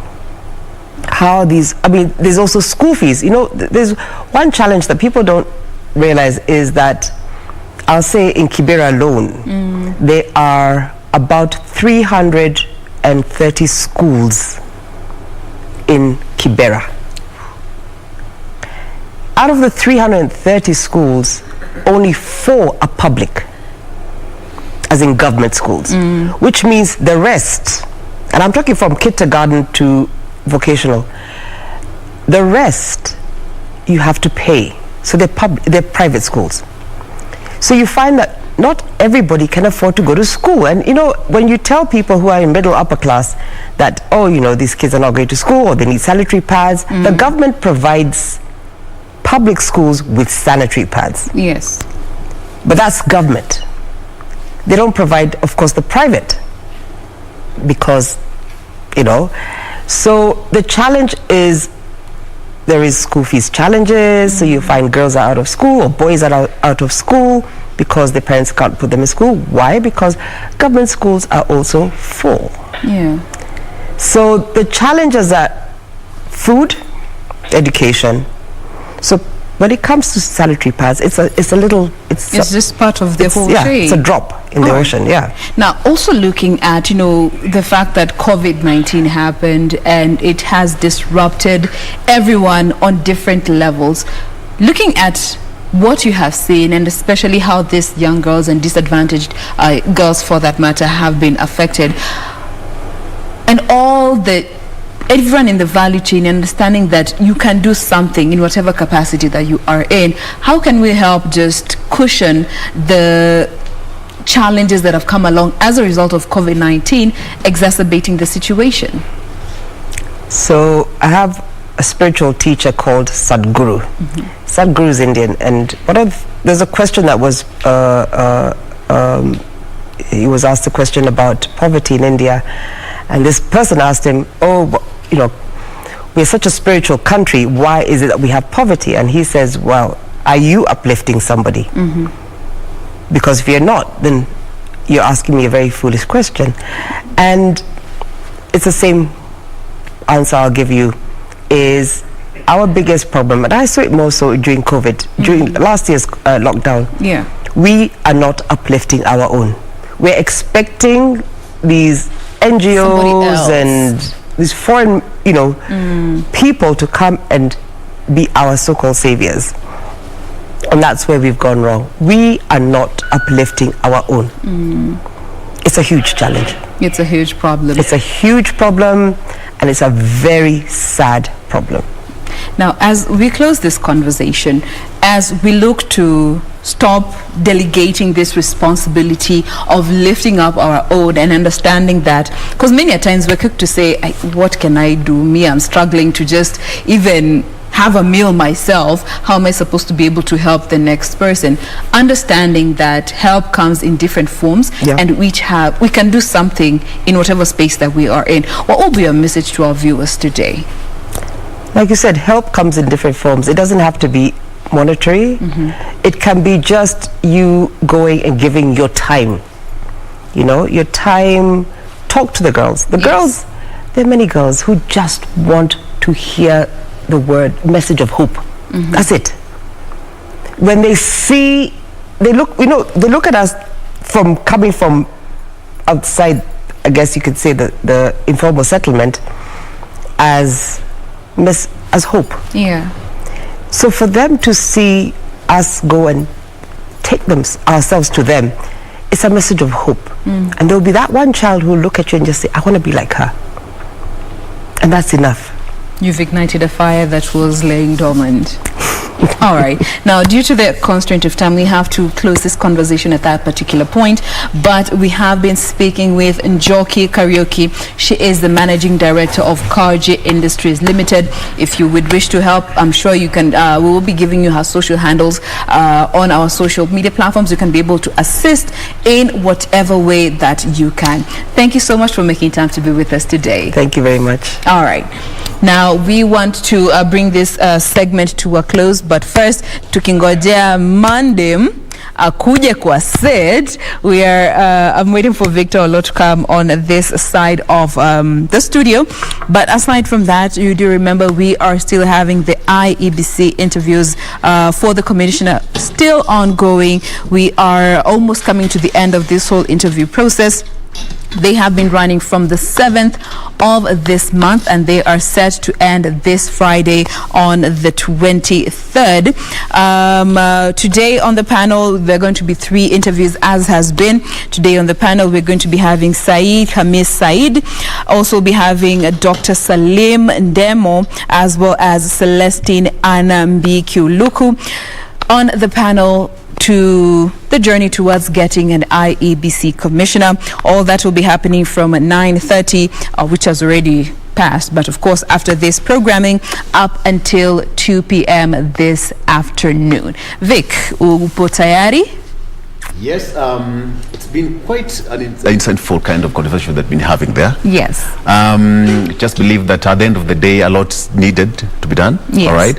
And there's somebody who said during your show with the architects and said that I think some Kenyans were just making fun out of it, that how much can it cost me to build a kitchen in the village? And you see Kenyans just making fun out of it. But I think they raised a very important question, because you realize that most of the houses, more so in Nairobi, some of the homeowners, some of the the landlords build homes without following the due process, or involving the professionals, or involving the professionals. That's why you find that most of the the buildings in Nairobi do collapse. They dilapidate.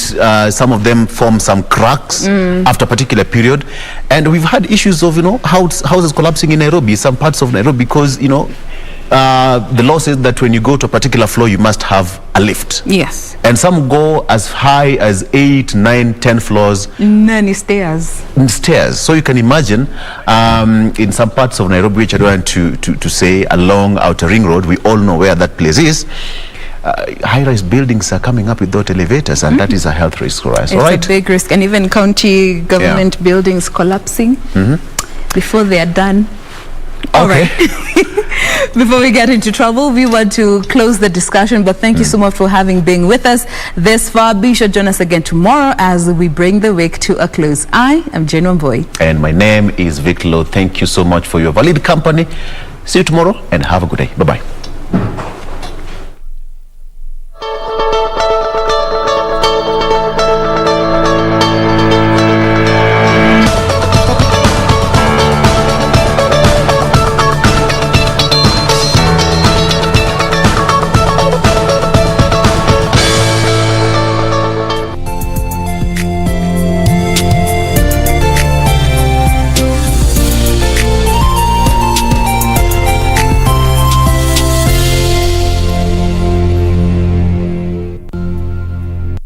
Kupata skiza tune ya mambo mema, dial star 811 star 815 hash. Mambo mema huwaendea watu wanaosubiri, ila mambo mema zaidi huwaendea watu wanaoyatafuta. Kupata mambo mema ni kufanikiwa, na kufanikiwa ni kutabasamu, kutafakari na kuhesabu mema na baraka ulizozichukulia hatua, ukazitafuta na kuzipata. Amka, tafuta ufanisi wako. Kupata skiza tune ya mambo mema, dial star 811 star 815.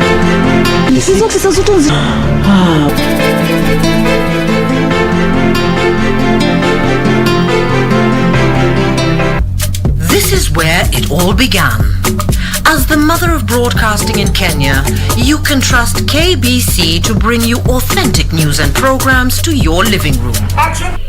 As KBC, we take pride in our unrivaled heritage as Kenya's trusted national broadcaster.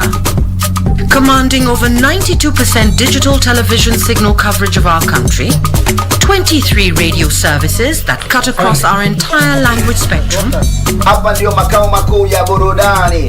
a national, regional and international digital presence backed by the most experienced and top-notch broadcast professionals in the industry. A very good evening to you. The new look Kenya Broadcasting Corporation is truly ahead of the pack.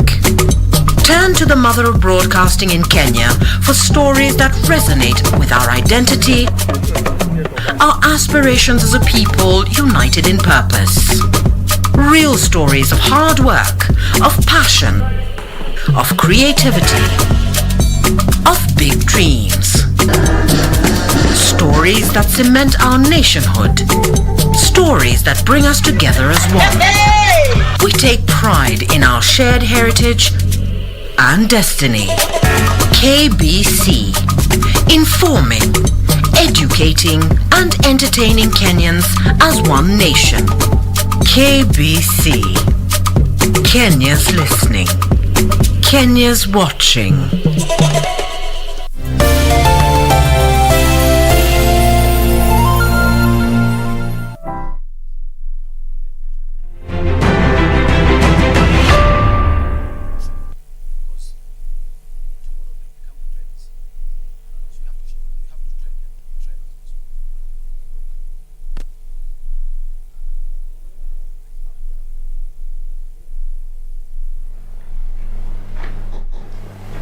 I've been serving at Defense Staff College for more than 8 years, on and off.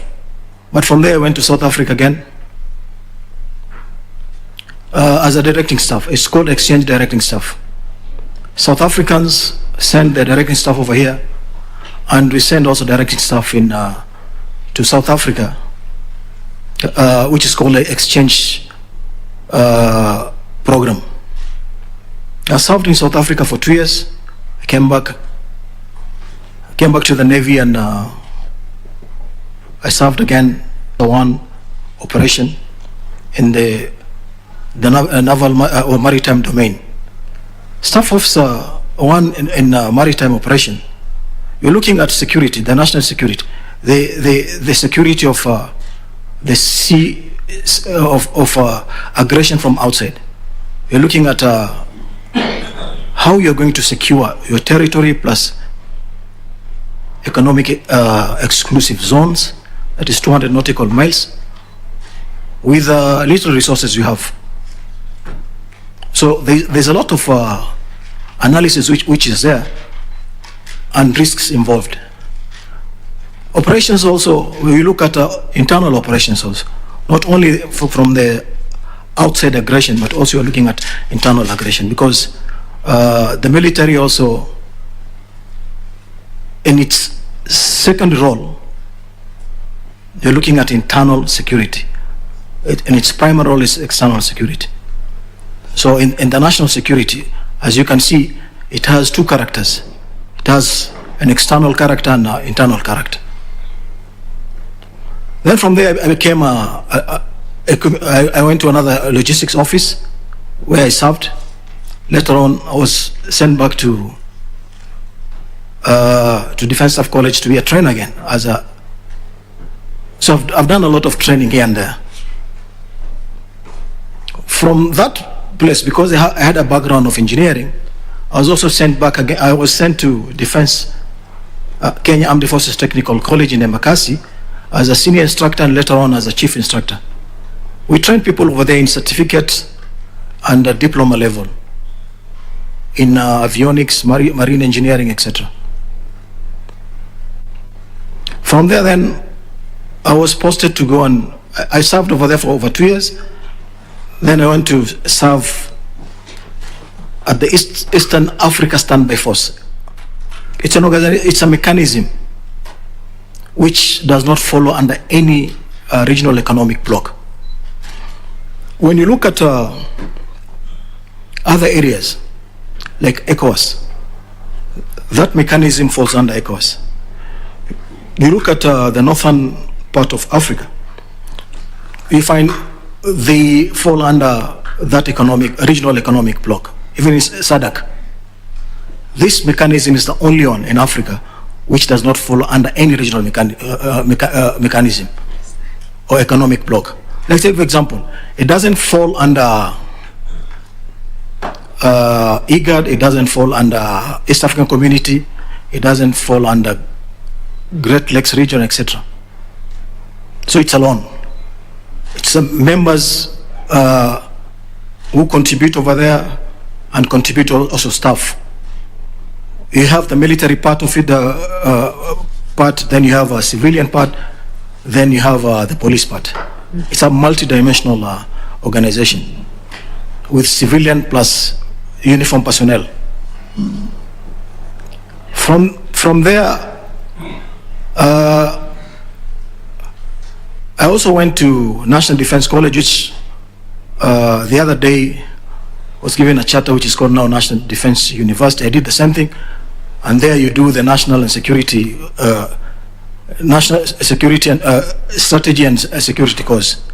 At the same time, you do also, those ones who qualify, they do the Masters of Arts in International Studies. This one was conducted by University of Nairobi. After finishing there, I went back to Defense Headquarters on training again. I was in charge of training at Defense Headquarters. From there, the last posting I had, I served under ceasefire, transitional security arrangement, monitoring, and verification mechanism. This is a mechanism which has been created by IGAD. It is a mechanism which works in South Sudan. After the 2017 conflicts between the government forces and the rebel forces, they sat together and they came up with mechanisms of how they are going to transit from conflict to a peaceful elected government. So this mechanism is one of the mechanisms which monitor whatever they had agreed. I served over there as the chief of logistics, but also as a principal staff officer of the director of CITISAM, whereby with my background of operations administration, I also helped in operations. You know, it's a multinational mechanism where you get people from IGAD, get people from Djibouti, South Sudan, etc. The language spoken over there is English.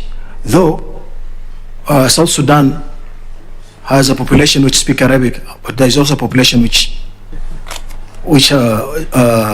speak English. So even the staff who are there, sometimes it's difficult. So